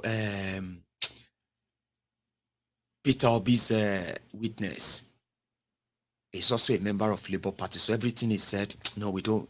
That means this case is, throw it out. Anyway, finally, may I show you the courtroom video? It was first at Atiku. I think he came in this convoy. I cannot readily confirm that this video was today. I kind of believe that those who uploaded it today wanted you to see what it feels like, that whether it's president or no president, Atiku don't live like, say, him be your president anyway, or living like a president. Now, whatever you are facing with Kolu, if they disqualify Kolu and declare Atiku, you are going to welcome to and that Shege Pro Max. You have no idea. This was the grand entry at the tribunal, I believe, today. One, sir. Janto. Yes, sir.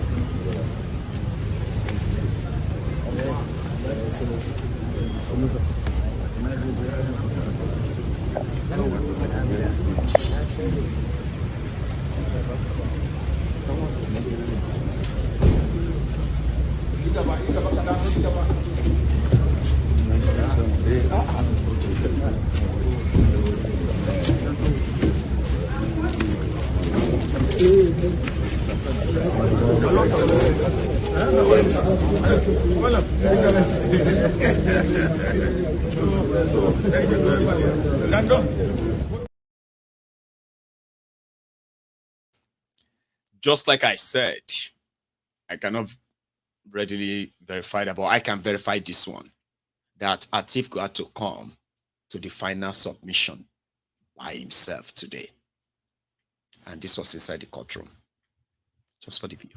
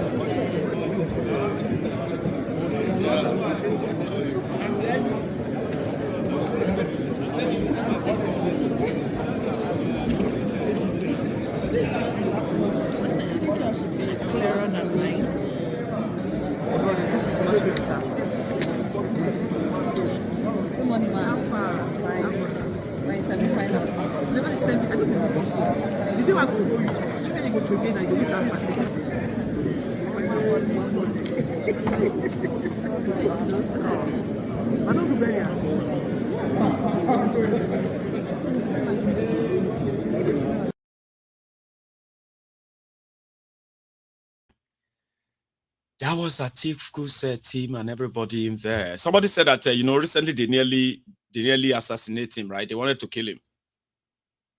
So, yeah, Boko Haram guys, they wanted to bomb his school, his private school. And they also wanted to bomb his house and kill him. They arrested him. So, yeah, he's probably going to enjoy those security for some reason. What happened to Peter Obi? That one, we know even ain't no girl, this security, all this cars, everything. The guy just a waka like say, more obedient. I can only imagine what it is like for some of you if you feel like so kind of into this Nigeria madness that is unfolding. You'll be like, you need to protect Obi. You need to Chimamanda was on ground too. And this was the final written address, argument, submission, blah, blah, blah, blah. Because after today now judgment remain. If you hear breaking news, the tribunal judges has given a date that they will deliver their judgment. Just know, say that judgment, they are probably reading it in the asshole rock already before all of us go see them. Or maybe whether judiciary, sharing. Maybe they will do the right thing. Because say, if the judiciary say, for technical reason, no case against Kolu, like 100%, all of you will be like, no, that's very corrupt, Abi. The only judgment we go work for some of you is for the court to declare Obi win, Abi. For the mechanity, is for the court to declare Atiku winner. Any judgment contrary to all of this, we don't go agree. Adi, you go agree? So let us be honest. All of you say, we are waiting for judiciary. We are waiting for judiciary. Omo, what are you waiting for? Tell me, go, one-on-one. What are you waiting for? To declare Obi winner or nothing else. You are talking, Abi? To declare Atiku winner or nothing else. Say, okay. Technicalities in the moment low. Unfortunately, technicalities. If they won't come finish everybody, if they won't finish everybody, they'll come confuse everybody more by saying the election was mad with serious complication and all that, even though they may not be totally enough to call off the result and all that, but for the sake of Guinea-Conakry institution and all that, they are ordering that there should be a rerun election. There should be a rerun election. Now that one go create confusion. Now go come, they ask yourself, make court come explain who and who go for a run. Is it 3 of them again? Or not 2? What happened to this and that? That kind of confusion. They will say, okay, yeah, no worry, no vex. Hey, everybody calm down. Wait for Supreme Court. Some of you go wait again. Make Supreme Court come and explain what the tribunal said. Confusion. See, I know. I mean, you guys have you have this coping mechanism to strong. Man, I don't like you. A lot of you are very strong. Me, wake up, go to bed every day, hoping that something like a miracle will come from the coven. Miracle from the coven. Baba, people I'm very sure. I am so confident. I say, you mean like a confidence it's in you? Shall we share, sir? Like, I'm not mocking you, but I know just get time. I have seen enough. When you see shaggy, when you see dubious people and what they have done, and you can imagine what they can do. Baba, go get one small kind of tiny vein in you to even entertain, say, something good will come out of them. But it's all right. It's fine. We are coming close. Things are coming to, So Peter Obi's security, Peter Obi's case, it's like pretty much like is on top of it. I'll put it that way. So today he was also in court, probably to give the moral booster to his legal team. Then Chimamanda was there too, and his vice, Dati Ahmed. Just briefly. Good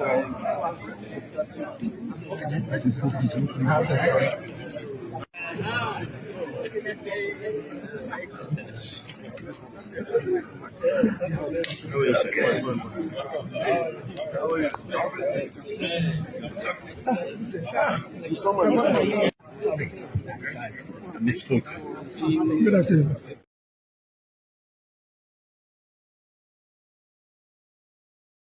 So the whole thing and all of that have come to an end. Now it's going to be for the judges to now write their judgment. There are 5. Okay? To answer all prayers or reject any prayer, they would have to go and write their judgment one after the other. Like they will write all of that, 5 of them. Now, if they have a unanimous decision on each case, they will read them out. If they don't have a unanimous decision as well, you will read about that, and maybe it's going to be 3 against 2. For example, the head of the tribunal has other 4 members. Now, if 2 says Tinubu should be disqualified, another 2 says the case against him should be dropped. That means that's a tie. The head of the tribunal would have to break the tie. So if the head of tribunal side with those who said there should be a rerun, there will be a rerun. So in their judgment, they will now talk about who is going to be disqualified or if all of them are going to, whatever. But you kind of should know where the pendulum will swing. I mean, you can predict it. Predict it so that probably you will just have to enjoy the shock when your prediction doesn't go. Me, I'm waiting for that shock. I haven't sort of, that shock, the shock of when I would go live, I would just be like, and everybody would be like, Mayegu, we told you, the God of Guinea-Conakry. I say, I agree with you. God bless you. That shock, that's what I'm waiting for. But if their tribunal come out and say, technical Guinea-Conakry, I'm sorry if you see my face that day without much shock. Don't think I'm kind of inhuman when you see that day. Because I will be like, I'm not surprised. None of this surprises me. It's not because I find it good predicting them, because it's nothing to actually predict anyway. It's just that people are trying to avoid believing what the end goal will be by kind of creating an alternative scenario so that they won't have to worry about the end of where this is headed. But I don't want to create alternative scenario. I want you to see the event that is happening, the actors, so that you yourself will not have to create any alternative scenario, right? You'll be able to say, well, this is what they are doing, or this is where this whole thing is going. Maybe if we are worried enough, we can stop them, because that's where we are still going. Ability to be able to stop them. The strength in numbers to be able to stop them. We will stop them if you know why we have to. That's what I'm doing. Okay. It is it was our local, from our local to any Lomo. Now everybody is in touch now, you know. Or talking about any Lomo. I heard that some of them are now saying, imagine an Agbadomite or Agbadorian, Lagos Sabobaku or Oshogbo Alimajiri, or maybe the Crumb Eater, Crumb Chaser, Aslika, All Right, or these guys alone. Things are touching everybody that they are now feeling like, you know what, Akabi must do fast to bring this palliative quick. We want to, if not, make Tribunal do something. Oh, maybe Tribunal should do something. Oh, kilo kon Agbadorians with Tribunal. Omitik ben you was snail lenu. You know, say snail mouth na front today. You can't open the mouth because you realize, snail, how, you know, omitik ben you was lenu. How water take enter your mouth? We don't see you open mouth and from back. Things don't change you. What you do, you listen you. Like Olu said. But some are still very much headstrong. They are hoping. I just know that Ashiwaju will succeed. And that's why Ashiwaju has told you, wait till 2024. I'm sorry to annoy you again. We need to go back to that charade. There are a few things there I want to talk about too. Please. Kolu. Cultivation of 500,000 hectares of farmland and all year-round farming practice remain on course. To be specific, 200 billion out of the 500 billion approved by the National Assembly will be disbursed as follows. Our administration will invest 50 billion each to cultivate 150,000 hectares of rice and maize. 50 billion each will also be earmarked to cultivate 100,000 hectares of wheat and cassava. This expansive agricultural program will be implemented targeting small farm holders and leveraging large-scale private sector players in the agri-business with strong performance record. In this regard, the expertise of developed financial institutions, commercial banks, and microfinance banks will be tapped to develop a viable and appropriate transaction structure for all stakeholders. Fellow Nigerians, I made a solemn pledge to work for you, how to improve your welfare and living conditions.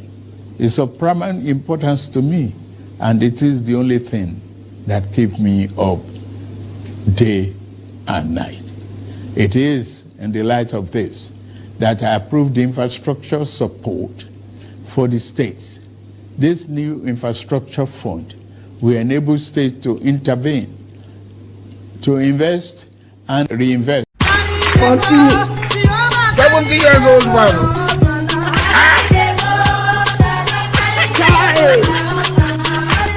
Is that you? Jesus is Lord. Jesus. Is that you? 70 years old man.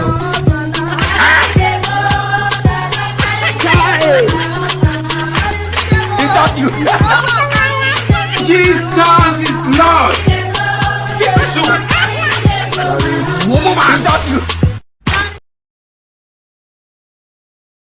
He carry me, they go. Call carry me, they go. I beg carry me, they go, my man. Wait, where again? Carry us, they go, your promised land. Papa, Emaje, Pirigidiya.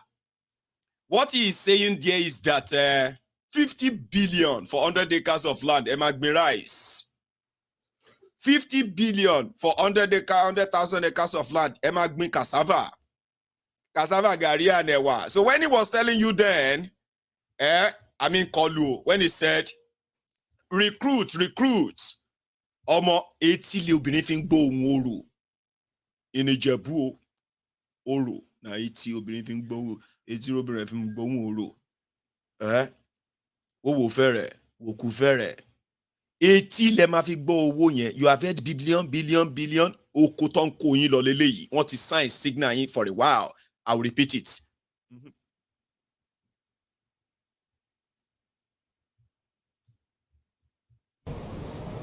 And we are competing with armed robbers and the bandits to recruit from the youths who are unemployed. 33% unemployed.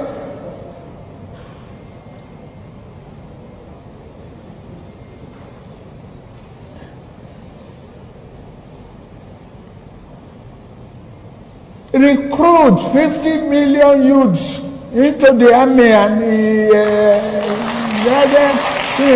take away from their recruitment source. What they will eat? Cassava, agbado, corn, in the morning, yam in the afternoon. It's growing here.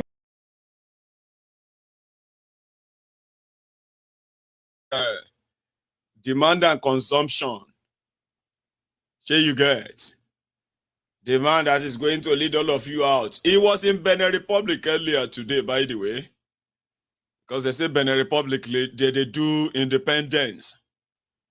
And since Talon, that's Talon beside him, the guy that is holding Sunday Igboho, that's him. Not the one in the middle, the one next to the one in the middle, that's Talon. That is the one holding Oloye Sunday Igboho in Benin Republic. Now, as part of the West Africa, he is also leading the Benin soldiers to Niger Republic. Talon was there in Abuja earlier, by the way.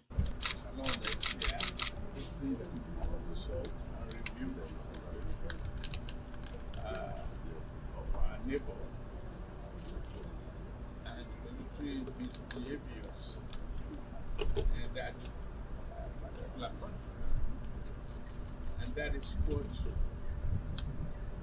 is here.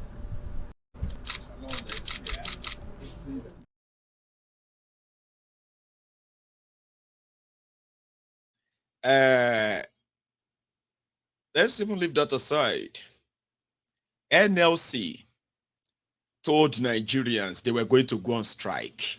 We must have national strike. This hardship is too much. Kolu did not respect us.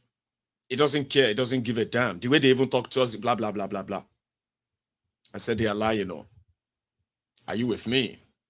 They no get delivered to call any strike against Kolu. It's not going to happen. Not the way they will do it. And Kolu was like, hey, what you are doing is illegal. You cannot go on protest because of what I just did. You are members of Labour Party. Okay? You call yourself NLC, Nigeria Labour Congress. So, you are also a member of the Labour Party. Therefore, your party candidate, Obi, said he was going to remove subsidy too. And you supported him that he should remove it. So you cannot protest against me. No, you can't. Yes, we can. No, you can't. Yes, we can. No, you can't. So they were doing that for the past few days. Yesterday, Bajabia Mole and Sudoku, Rebadu, sorry, I said Sudoku. Sudoku is a game, Abi. There's a game called Sudoku.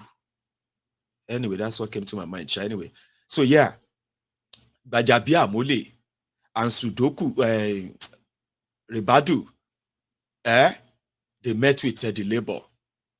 already change you. Konisi strike. Listen to them. Excellency, please, can we know the outcome of the meeting today? We've been locked behind closed doors for a couple of hours. We had a good meeting. Issues were thrashed out on the situation in Nigeria today, in terms of with the issues centered around government intervention on the situation in the country. And we agreed to adjourn till tomorrow. As you know, Mr. President is making a national broadcast today, anytime from now, actually.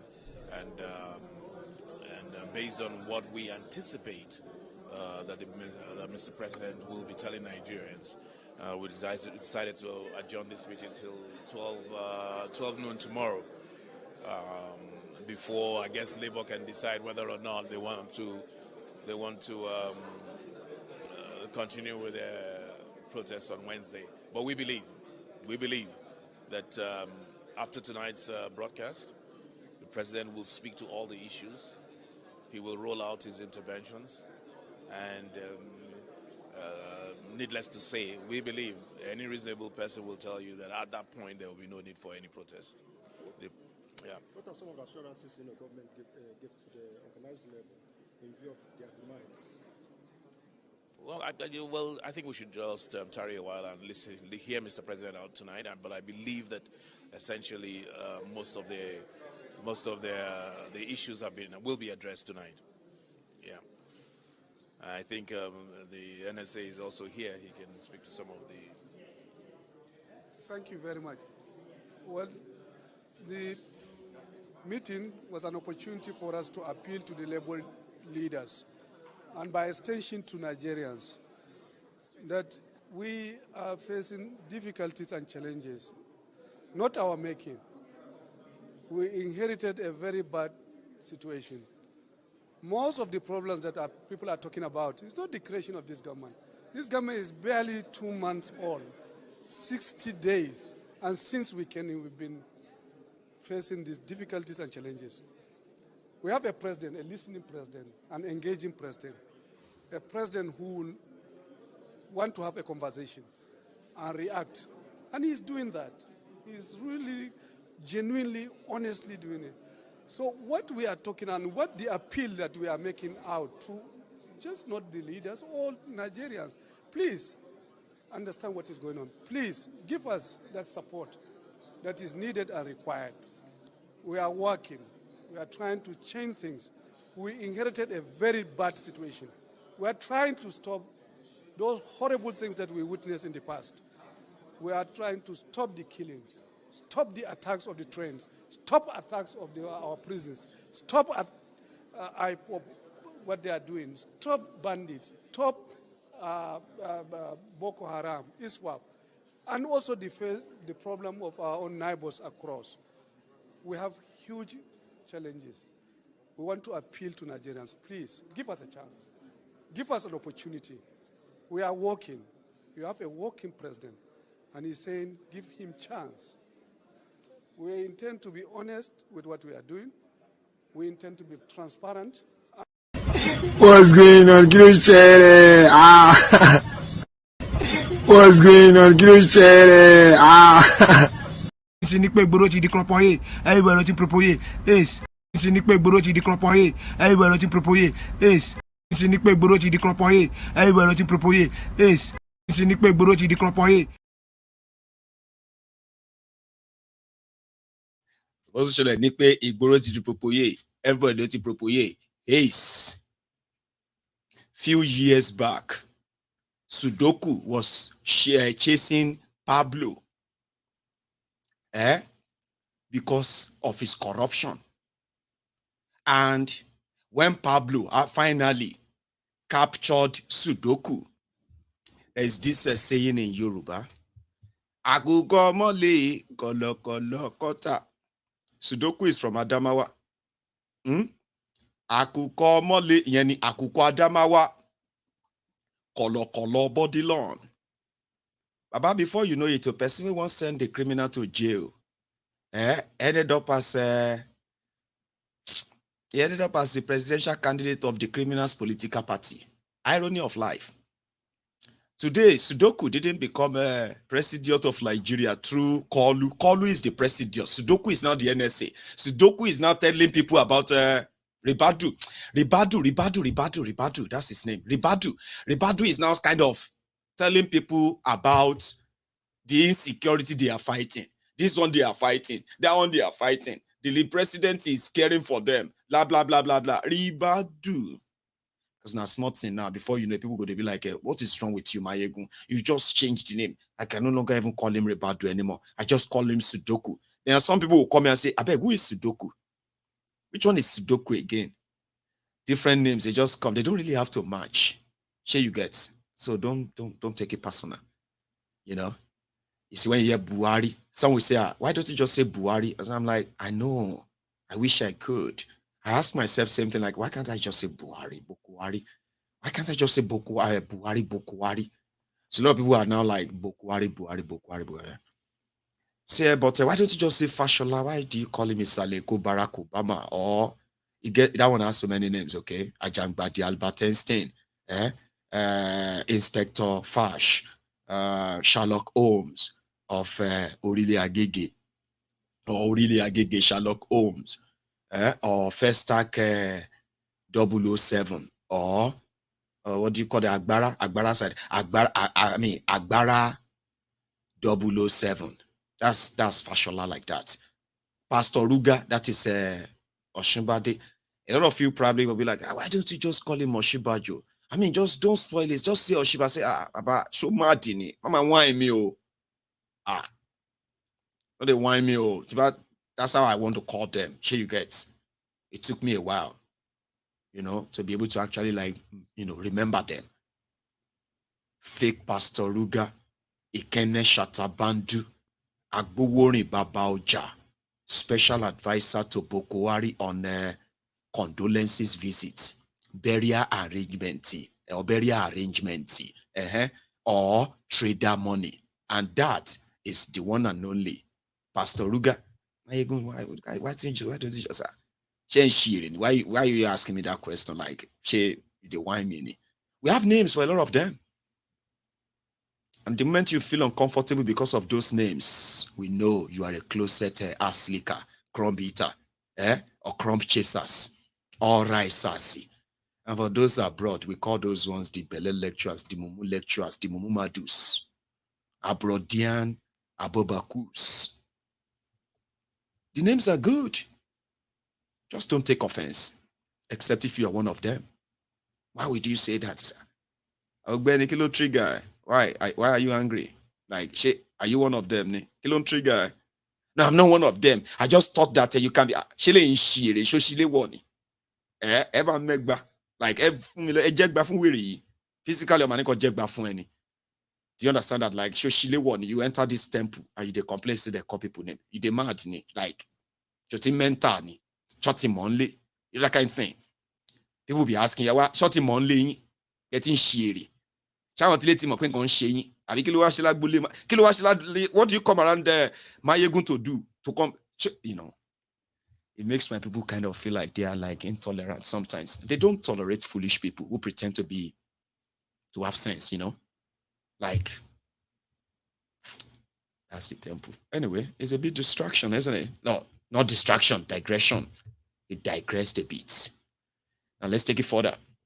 What did NLC say after they met with Sudoku and Bajabia Mole? And then they had to quickly put something together for Kolu to say.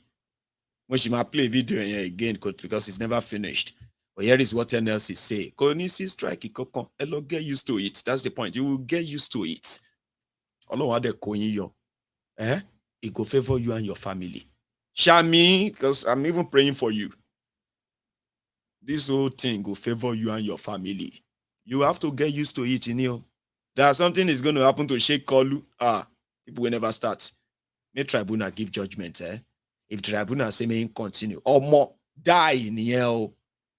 Emiyala, NLC. Yeah, Congress President, can we know the outcome of the meeting today?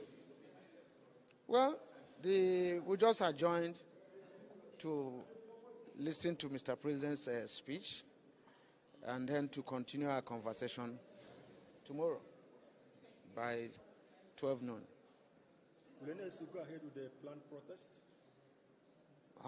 Well, our peaceful rally will go on as scheduled. You know, even if we didn't have this problem and we decide to hold a rally, we still hold our rallies. So this rally has been fixed for 2nd, and we'll go ahead to hold our rally. I don't know whether you were able to listen to parts of what the president said or is saying. I know one of your key demands has been the implementation of CNG. And the president is announcing that it's providing 100 billion naira for 3,000 CNG fueled mass transit buses. Will this have any impact on what you are doing? That 3,000 will be for Lagos. And we have 36 states and FCT. So if that is, because I have not listened to it, if that is the situation, 3,000 buses, you know, and that even will not go to rural areas.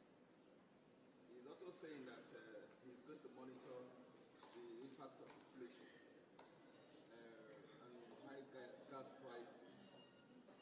And if need be, he may intervene As part of macroeconomic policies or what? By the time you have a single market and then you are not having anything that has comparative advantage, you are even energy is import driven. And then how are you going to control it? How are you going to control somebody that exchange dollar at the extent of maybe 900? Are you going to tell him to sell at below the price? How are you going to tell even NEPA today, with the cost of production, not to increase tariff? You know, even corn in the villages that was sold at 18,000 by February, now is about 56,000. How are you going to control it? How you control the woman that goes from the house and transportation increase 3 times to reduce the cost of Gary? So we need to, you know, understand all those things, probably because we have not listened to Mr. President's speech. By the time we listen to it, we understand, you know, where that is going to. But it's important that you have mentioned this, you know, for us to equally tell you how we have. And we're talking of practical economics, you know. So unless you tell us the issue of checking the production and then the refineries working, producing locally, the CNG option, taken care of, which will bring down cost of transportation. By the time you do all these things, you know, you can gradually see, you know, then what is the cost, purchasing power of the worker? Can a worker still go to work? You know, all those ones, maybe that's why we say we listen to it and take them holistically, you know, and continue the conversation. Now, you have spoken about peaceful protest, but what are the measures to ensure that the protest is not hijacked by people? Well, that one is simple. The NSC have been in the barricade for years. Our protest cannot. Nigeria will see positive changes as we move along. Just go through these baby steps of pain. Baby step of pain. Me too, I'm taking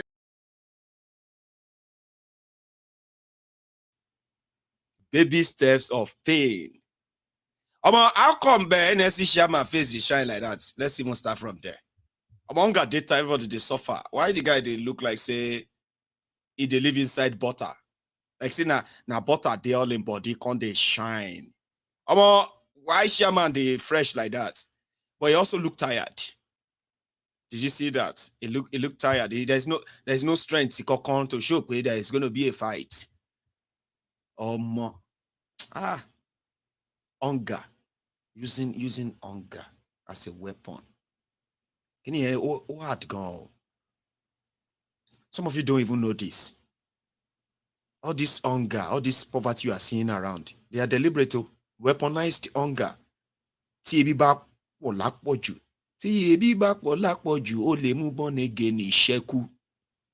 know that song?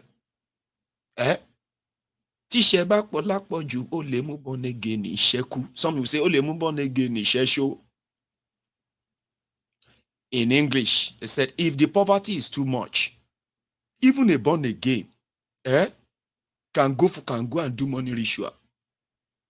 born again, fire straight, you are going to like, none straight, no turning back. You say, Baba, if I get there, we'll go negotiate. This sufferness is too much. See, now 2 children will go use so. How many children you have? I get 5. Now 2 will go use so. I go take the money, train the remaining 3. The kingdom of Ijoba Lanle. Baba, see, if Ijoba Leo. Now when I die, I go Ijoba. What are they see for this world there? Even to go there, Ijoba self now, that one self no easy. I have seen that before. Okay, I haven't seen that before. I have heard that before. So, as you call on Lord, God time is the best. Say, when is the God times?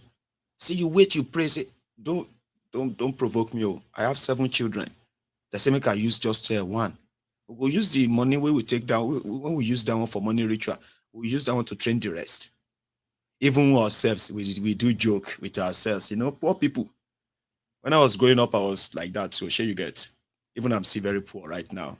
But thank God, say it wasn't like I'm no longer where I used to be. Sure you get. Anyway, when we were younger, we used to joke among ourselves. Say, Ogbeni, Omo Epu Ogon. Say, Baba, you see that my papa, the madman just dey born.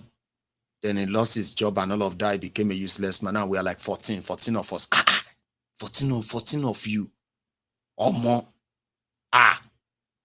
If now maybe your papa, I go just use one of you for money ritual. So I go take the money, train the rest of you. Don't lie. It doesn't make it not that we meant that. So it's just like kids, poor kids who are having a chat, talking about their lives and poverty around them and all, lack of opportunities and all that. You just have to drop it and say, well, or if I be your papa, I go just use one of you for money ritual. I will go use that money to train the rest of them. Poverty, weaponized one. Strong men.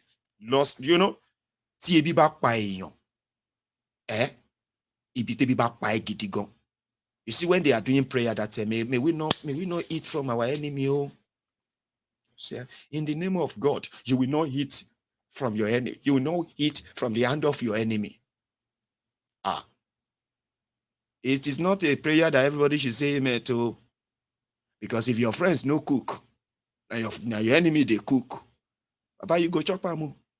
Literally, I'm talking about food now. I'm not, maybe other things too. And that is exactly why they are weaponizing poverty in Nigeria. They can use it on anybody. Even the fear of poverty alone. Go make a bishop. Say, I'm a bebonio. Bishop go carry sacrifice. Bishop, shh. It is a burnt offering for my Lord. It is a burnt offering. Wash your mouth too. Don't interrupt the God's work. Babalawo, you go see Babalawo, we go shout the blood of Jesus. Say, blood of Jesus, where am I? Now, that may sound funny to you, but just think about it. What hunger can make people do. Even people you think are better off. You have no idea how much this thing is eating people in that country.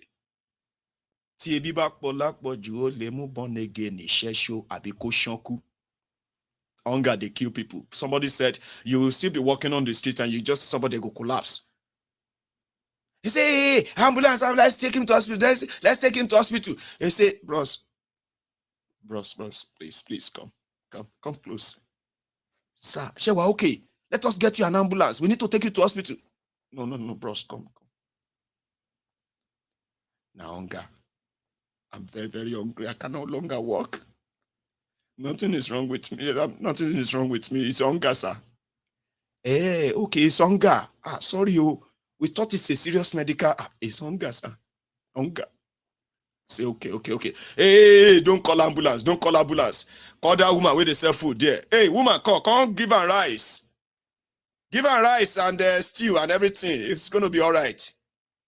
They give her food. He said, thank you, sir. Everybody gathers around and say, sorry.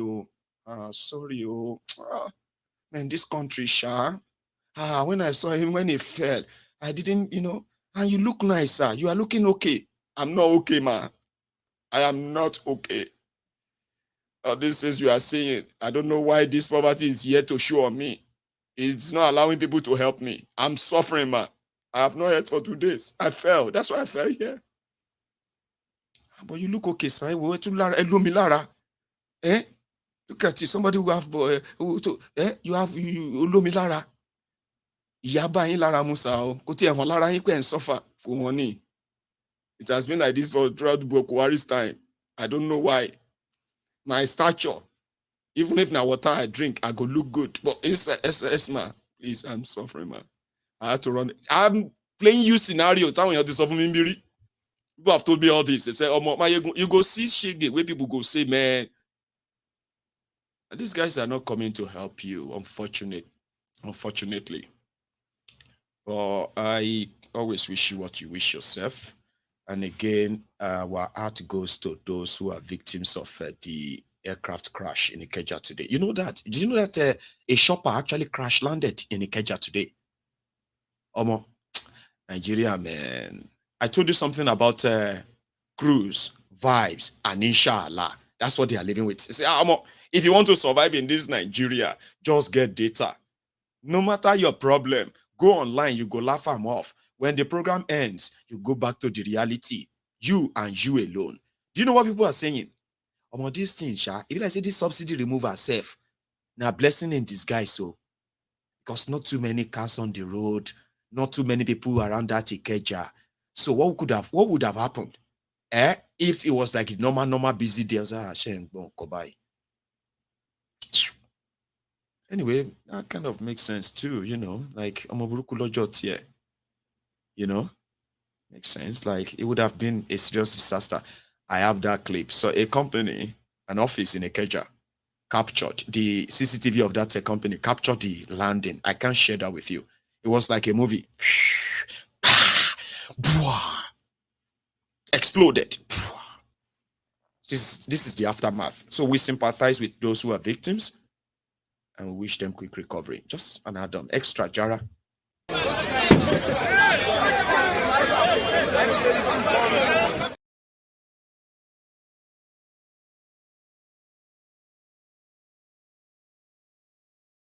Somebody said that only God knows how I was when I was in secondary school. I was a very good guy, like I was a very funny guy. I don't know if I was funny, but I actually made people laugh a lot. Do you want me to tell you that story quickly? See, if Benga Deboye didn't die, you know Benga Deboye? If he didn't die, you would have known me before now. I would have been maybe a radio presenter. I was so dead sure I was going to be a presenter because I love Benga Deboye, you know? And you know why I loved him? He will crack you joke when he's discussing serious political convo, like political issue or leadership, or when he's talking about religion, how people get swayed, deceived by religion. And he invested so much time that he learned about everything, right? Any language is interested in talking about, he will go and learn about them. If this religion is what he wants to kind of, so that he will be able to connect with everyone associated with all of this. If you are Christians, Benga Deboye has a way of connecting with you by understanding that religion.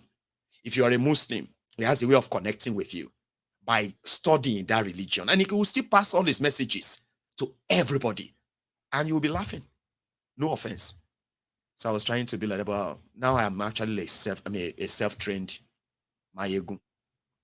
So I'm glad that I have been able to blend them together to you know, for your own likeness, right? You love it.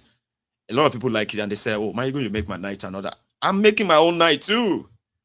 You have no idea, right?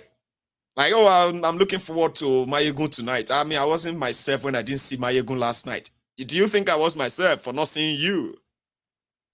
We are all that ilepo. You get? So at the end of the day, I have managed, okay, to build on that thing I had in me. I was a good boy. I wasn't. Then I was kind of a troublemaker too. Not a troublemaker like a violent trouble, but I'm always like, they always report me. I'm always reported. It got to a stage I felt like people just reported me for fun of it. They will report me to be punished. Like it's just feel like sheyi. Omak pejo meta ke Odiboni for onaro koromshe remember. You know that kind of thing. Like you must be up to something that we don't know. These past few days, you have not been in trouble. Okay, come here. Go and bring that cane. Why? For not being in trouble. You need to be punished for not being in trouble. Like, people get used to reporting me and, just for beating me sick. And I look so tiny. I looked so tiny. When I look back, I'm like, no wonder they cheated on me. Like, they cheated me so much. Like, but apart from that, I was a brilliant chap. I was a very smart chap and very funny. Ask my friends. They'll tell you that.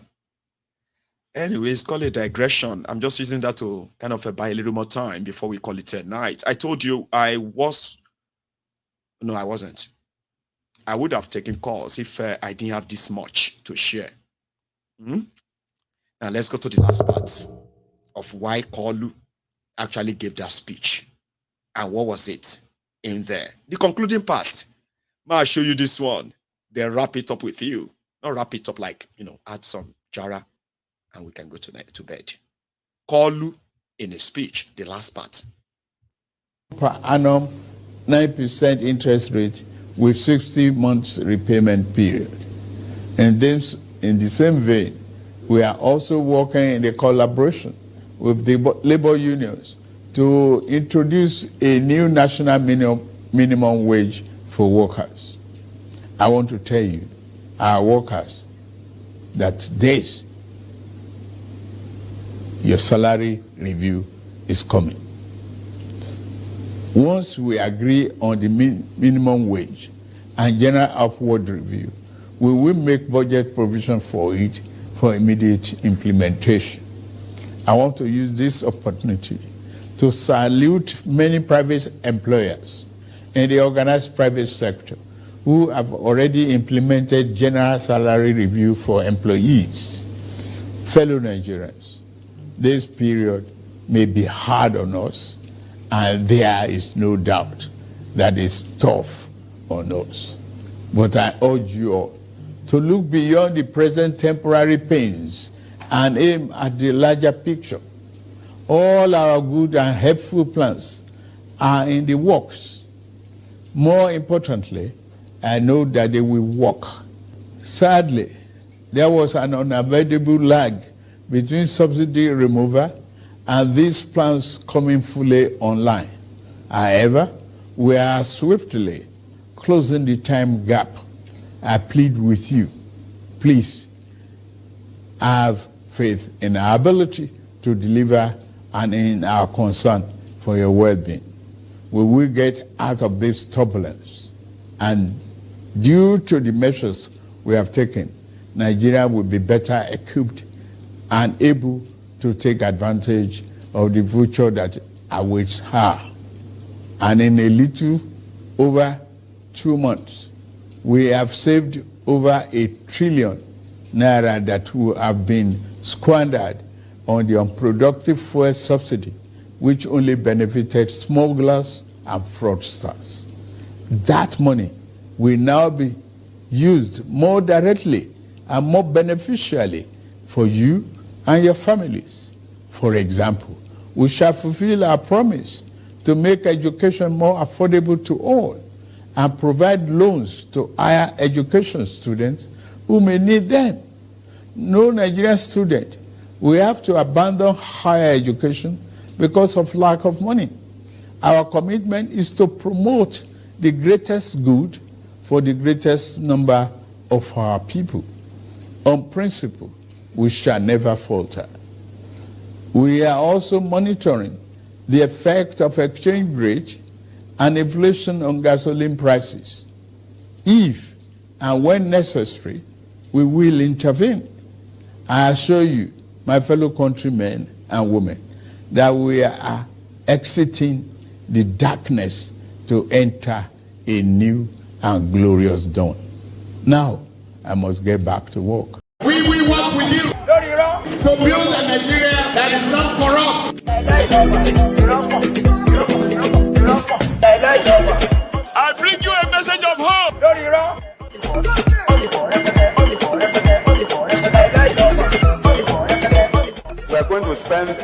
resources on education. We will work with you.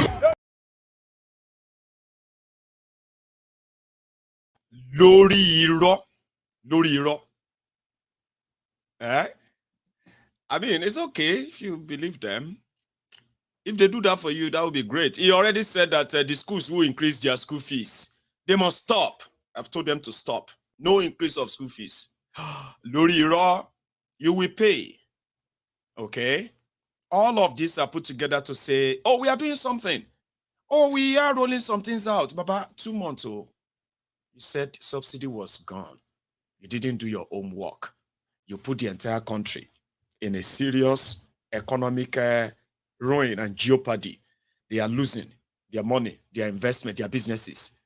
Now you are back with, we need all of us to pay sacrifice. Sacrifice, he kill you, dear, call you. Because I don't even know how much of that sacrifice he's making himself. You know, it's not probably making any. You know, he's not making any. But again, I wish I could spend longer with you. But don't worry, we'll do more tomorrow. I'm back. And I'm glad that we had no issue today.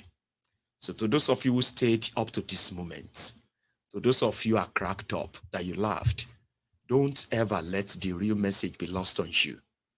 Bokwari, who stole Nigeria money to protect Niger, is lost out in the scheme of things there. America, France wants Nigeria to lead the regional proxy war. Two puppets, or should I say puppets, fighting for their two puppeteers. Kolu should not go and drag Nigeria into a war that at first is none of our business. It's none of Nigerians' business. It's not. You know why I said that? Because as Nigeria right now, they can drag your children into this. And since America is involved and the rest, it will just be more bloodier. Brothers killing brothers for political position to satisfy their colonial needs and all that. Kolu shouldn't dare it. People don't talk them anyway. But if they begin to kidnap people, I beg anybody will know American visa. I have a brother. I would like to send him there. I would rather have him go there and fight as what do you call it? As an American soldier. Yeah. I have a brother. He's a very tall guy. Tall. My own blood brother. Tall. Lucky and all that. I would rather him go and fight one of these American soldier, whatever, than for him to be lured into fighting Americans, what do you call it? A proxy war in Africa, in Niger. I don't even know if that actually make any sense anyway, but please just don't do it. In case all of you don't know, it's also going to be an avenue for Kolu and his friends to further deplete your resources by prosecuting a war that is none of our business. Or maybe it is. Maybe it is not. But Kolu, looking for legitimacy with the compromise that America has on him, he will do whatever they want him to do. And he will do it in a way that it will look like, well, is government acting? The West Africans, ECOWAS, that did not do anything to Burkina Faso, did nothing to Mali, did nothing to Guinea-Conakry. Suddenly, it is Niger Republic whose business relationship with Nigeria is total at it's less than 250 million. And that is why we're going to have to go and buy weapons of billions of dollars to go. I mean, just don't do it. But if you have to do it, okay, for those who are saying that there will be a declaration of war, I, Mayegun General, when that war starts, I will be your correspondence. You can join me. I will tell you more about it when that time comes. But if you are going to follow my advice, Kolu, America legitimacy will not even make you look like a president to anybody in Nigeria who doesn't want you, who never wanted you. Okay? And for those West African countries where those who are their rulers are changing the law because they got elected in what's supposed to be a democracy. When they got the power, they started changing the constitutions. They started rigging elections and they started going after their oppositions. Of course, they are inviting military coup to their countries. Nigeria is not far from it. It's not because some of you will say military should come and take over in Nigeria. That's not how it works. The civilians are already laying the footpath for a military takeover in Nigeria. Okay, disputed election. controversial election, rigged election, manipulation, and then at the same time using abuse of office of those who emerge as your political office holders through this democratic nonsense. Everybody can see that corrupt country. So they are already planting the seed of military takeover in Nigeria and so many other African countries too. So don't come around after you rig election and then suddenly turn around and be like you are against military rigging or military coup. There is also civilian coup. So when they happen, handle your own case, okay? Don't drag anybody into any war, because we all know military don't just happen without the failed democratic politicians. And in all honesty, as worse as you can say all these criminals are, I advise you, please, don't support military coup, even though you may not have a say or control over it. But Baba, don't pray for military coup. That's all I can say. Or be careful of what you wish for or what you pray for. Break up Nigeria. Save us from all this stress. But military coup, Anyway, thank you. Okay. There are also developments going on in Eastern Nigeria. IPOB, sit at home, propaganda here and there, threat here and there. You know why I choose not to delve into them? Not because I can't. But I have discovered that things have gotten so messy that people are only interested in who is right and who is wrong, not what is right. So for those who are kind of asking me to say something about Simon Ekpa, the IPOB, the sit at home, the criminal politicians in the Eastern Nigeria, the Nigeria, and all these things that are happening, the reason why I won't say anything on it until the day I see Mazi Nnamdi Kanu out is that a lot of you are not interested in what is right. You are only interested in who is right and who is wrong. And I'm not going to be party to that. Again, I will see you some other time. This is where we're going to draw the curtains. I wish you what you wish yourselves, and I will see you again. Until then, please, you can still like the broadcast, share it, even subscribe, so that when next we meet, you have a chance to get a notification that Mayegun to today. I'll see you later. Good night.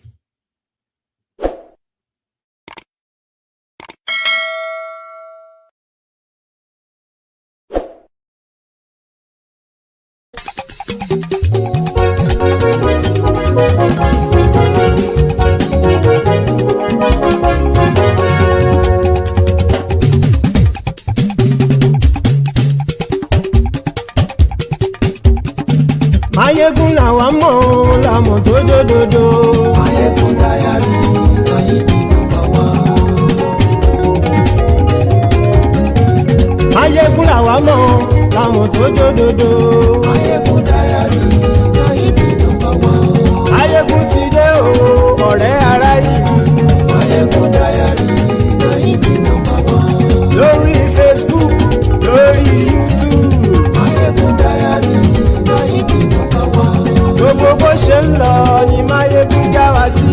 Mayegun dayari Mayegun number one. Àṣírí ọ̀jẹ̀lú kì í bò níbẹ̀ o. Mayegun dayari Mayegun number one. Bó bá ṣe eré àní Mayegun máa wí. Mayegun dayari Mayegun number one. Ó sì tún ṣe eré wàá gbọ́ níbẹ̀ o. Mayegun dayari Mayegun number one. Mayegun dayari politico. Mayegun dayari Mayegun number one.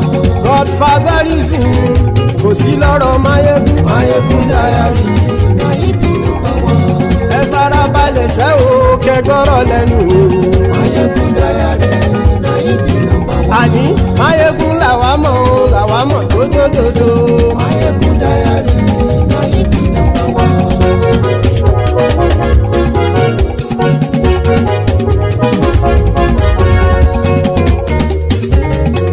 Àní ẹ̀sùn ràkì.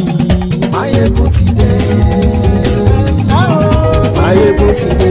Ọ̀jẹ̀lú ẹ̀sùn ràkì. Mayegun ti dé. Àní ẹ̀sùn ràkì. Mayegun ti dé. Lórí Facebook. Mayegun ti dé. Àní ẹ̀sùn ràkì. Mayegun ti dé. lórí YouTube. Máyégún ti dé. Àní ẹ̀sùn làjù. Máyégún ti dé. Bọ́ bàbá gbé wúrẹ́. Máyégún máa wí. Àní ẹ̀sùn làjù. Máyégún ti dé. Jíjó ìgbádìyẹ. Máyégún máa wí. Àní ẹ̀sùn làjù. Máyégún ti dé. Bí pẹ̀sìdó bá rúfin o. Máyégún máa wí. Àní ẹ̀sùn làjù. Máyégún ti dé. Bí gómìnà kówó jẹ. Máyégún máa wí. Àní ẹ̀sùn làjù. Máyégún ti dé. Ọlọ́pàá tí ń darí bá.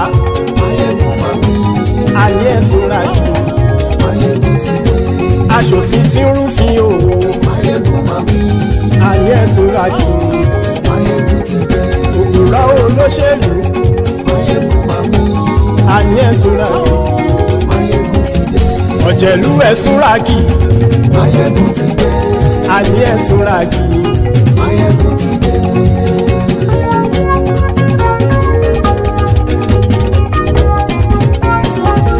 Máyégún ti dé. Gbogbo ọ̀jẹ̀lú ẹ̀sùn ràgì. Máyégún ti dé. Gbogbo ọ̀jẹ̀lú ẹ̀sùn ràgì. Ṣùgbọ́n ní bá ti ṣe èyí tó yẹ kí wọ́n ṣe, ọmọ bá dèrò ní fi wọ́n níran o. Máyégún ti dé. Gbogbo ọ̀jẹ̀lú ẹ̀sùn ràgì. Máyégún ti dé. Gbogbo ọ̀jẹ̀lú ẹ̀sùn ràgì. Ṣùgbọ́n ní bá ti ṣe èyí tó yẹ kí wọ́n ṣe, ọmọ bá dèrò ní fi wọ́n níran. Wọ́n fowó bẹ́ẹ̀ o, Máyégún ó sọ pé wọ́n ò fẹ́ bẹ̀. Wọ́n fowó bẹ́ẹ̀, Máyégún ó sọ pé wọ́n ò fẹ́ bẹ̀. Oníkanṣá ti ṣe èyí tó yẹ kí wọ́n ṣe, fáwọn ará ìlú tó gbé wọn débẹ̀ o. Máyégún ti dé. Gbogbo ọ̀jẹ̀lú ẹ̀sùn ràgì. Máyégún ti dé. Gbogbo ọ̀jẹ̀lú ẹ̀sùn ràgì. Ṣùgbọ́n ní má ti ṣe yìí tó yẹ kí wọ́n ṣe, ọmọ bá dẹ́rọ̀ ò ní fi wọ́n níran. Kì máa yí ṣe eré, ọ̀rọ̀ yìí kì í ṣe ẹ̀fẹ̀. Kì máa yí ṣe eré, ọ̀rọ̀ yìí kì í ṣe ẹ̀fẹ̀. Ẹni bá ti lè lẹ́bọ̀ lẹ́rù o, ọmọ bá dèrò kàṣàyè tú wọn síta. Máyégún ti dé. Gbogbo ọ̀jẹ̀lú ẹ̀sùn ràgì. Máyégún ti dé. Gbogbo ọ̀jẹ̀lú ẹ̀sùn ràgì. Ṣùgbọ́n ní bá ti ṣe yìí tó yẹ kí wọ́n ṣe, ọmọ bá dẹ́rọ̀ ò ní fi wọ́n níran. Tẹnitẹni ọmọ Máyégún ọ̀rẹ́ ara ìlú mọ̀mọ́ ni mo fọlọ́hún ṣọ́ ẹ̀ bá kìlẹ́bù. Lóòótọ́ olódodo ìlú ọ̀tá ìlú mọ̀mọ́ ni ìwọ ṣá máa ń ṣọ́ra kò sì mọ́ bẹ̀rù. Bọ́tà ń lè rí bóníṣègùn lé káwọn mọ̀mọ́ fi ṣera wọn ni ó ti dẹrùn tí wọn ò gbọ́dọ̀ sì mọ́ bẹ̀. Èèpo ọ̀bọ lọmọ bá dérò tàjẹ́ ò gbọ́dọ̀ jẹ́, ó ti dọba lórí abínú ẹni kò sì mọ́ fòyà. Àìsíwọ́lu ní ẹnìkẹ́ ìgbódì ẹyin lábàrá o, ó kó ẹni tó bá dán o àkàmù. Máyégún ti dé. Gbogbo ọ̀jẹ̀lú ẹ̀sùn ràgì. Máyégún ti dé. Gbogbo ọ̀jẹ̀lú ẹ̀sùn ràgì o. Ẹni bá ti ṣe yìí tó yẹ kí wọ́n ṣe, ọmọ bá dèrò òní fi wọ́n níran o. Máyégún ti dé. Gbogbo ọ̀jẹ̀lú ẹ̀sùn ràgì. Máyégún ti dé. Gbogbo ọ̀jẹ̀lú ẹ̀sùn ràgì. Ṣùgbọ́n ní bá ti ṣe yìí tó yẹ kí wọ́n ṣe, ọmọ bá dẹ́rọ̀ ò ní fi wọ́n níran.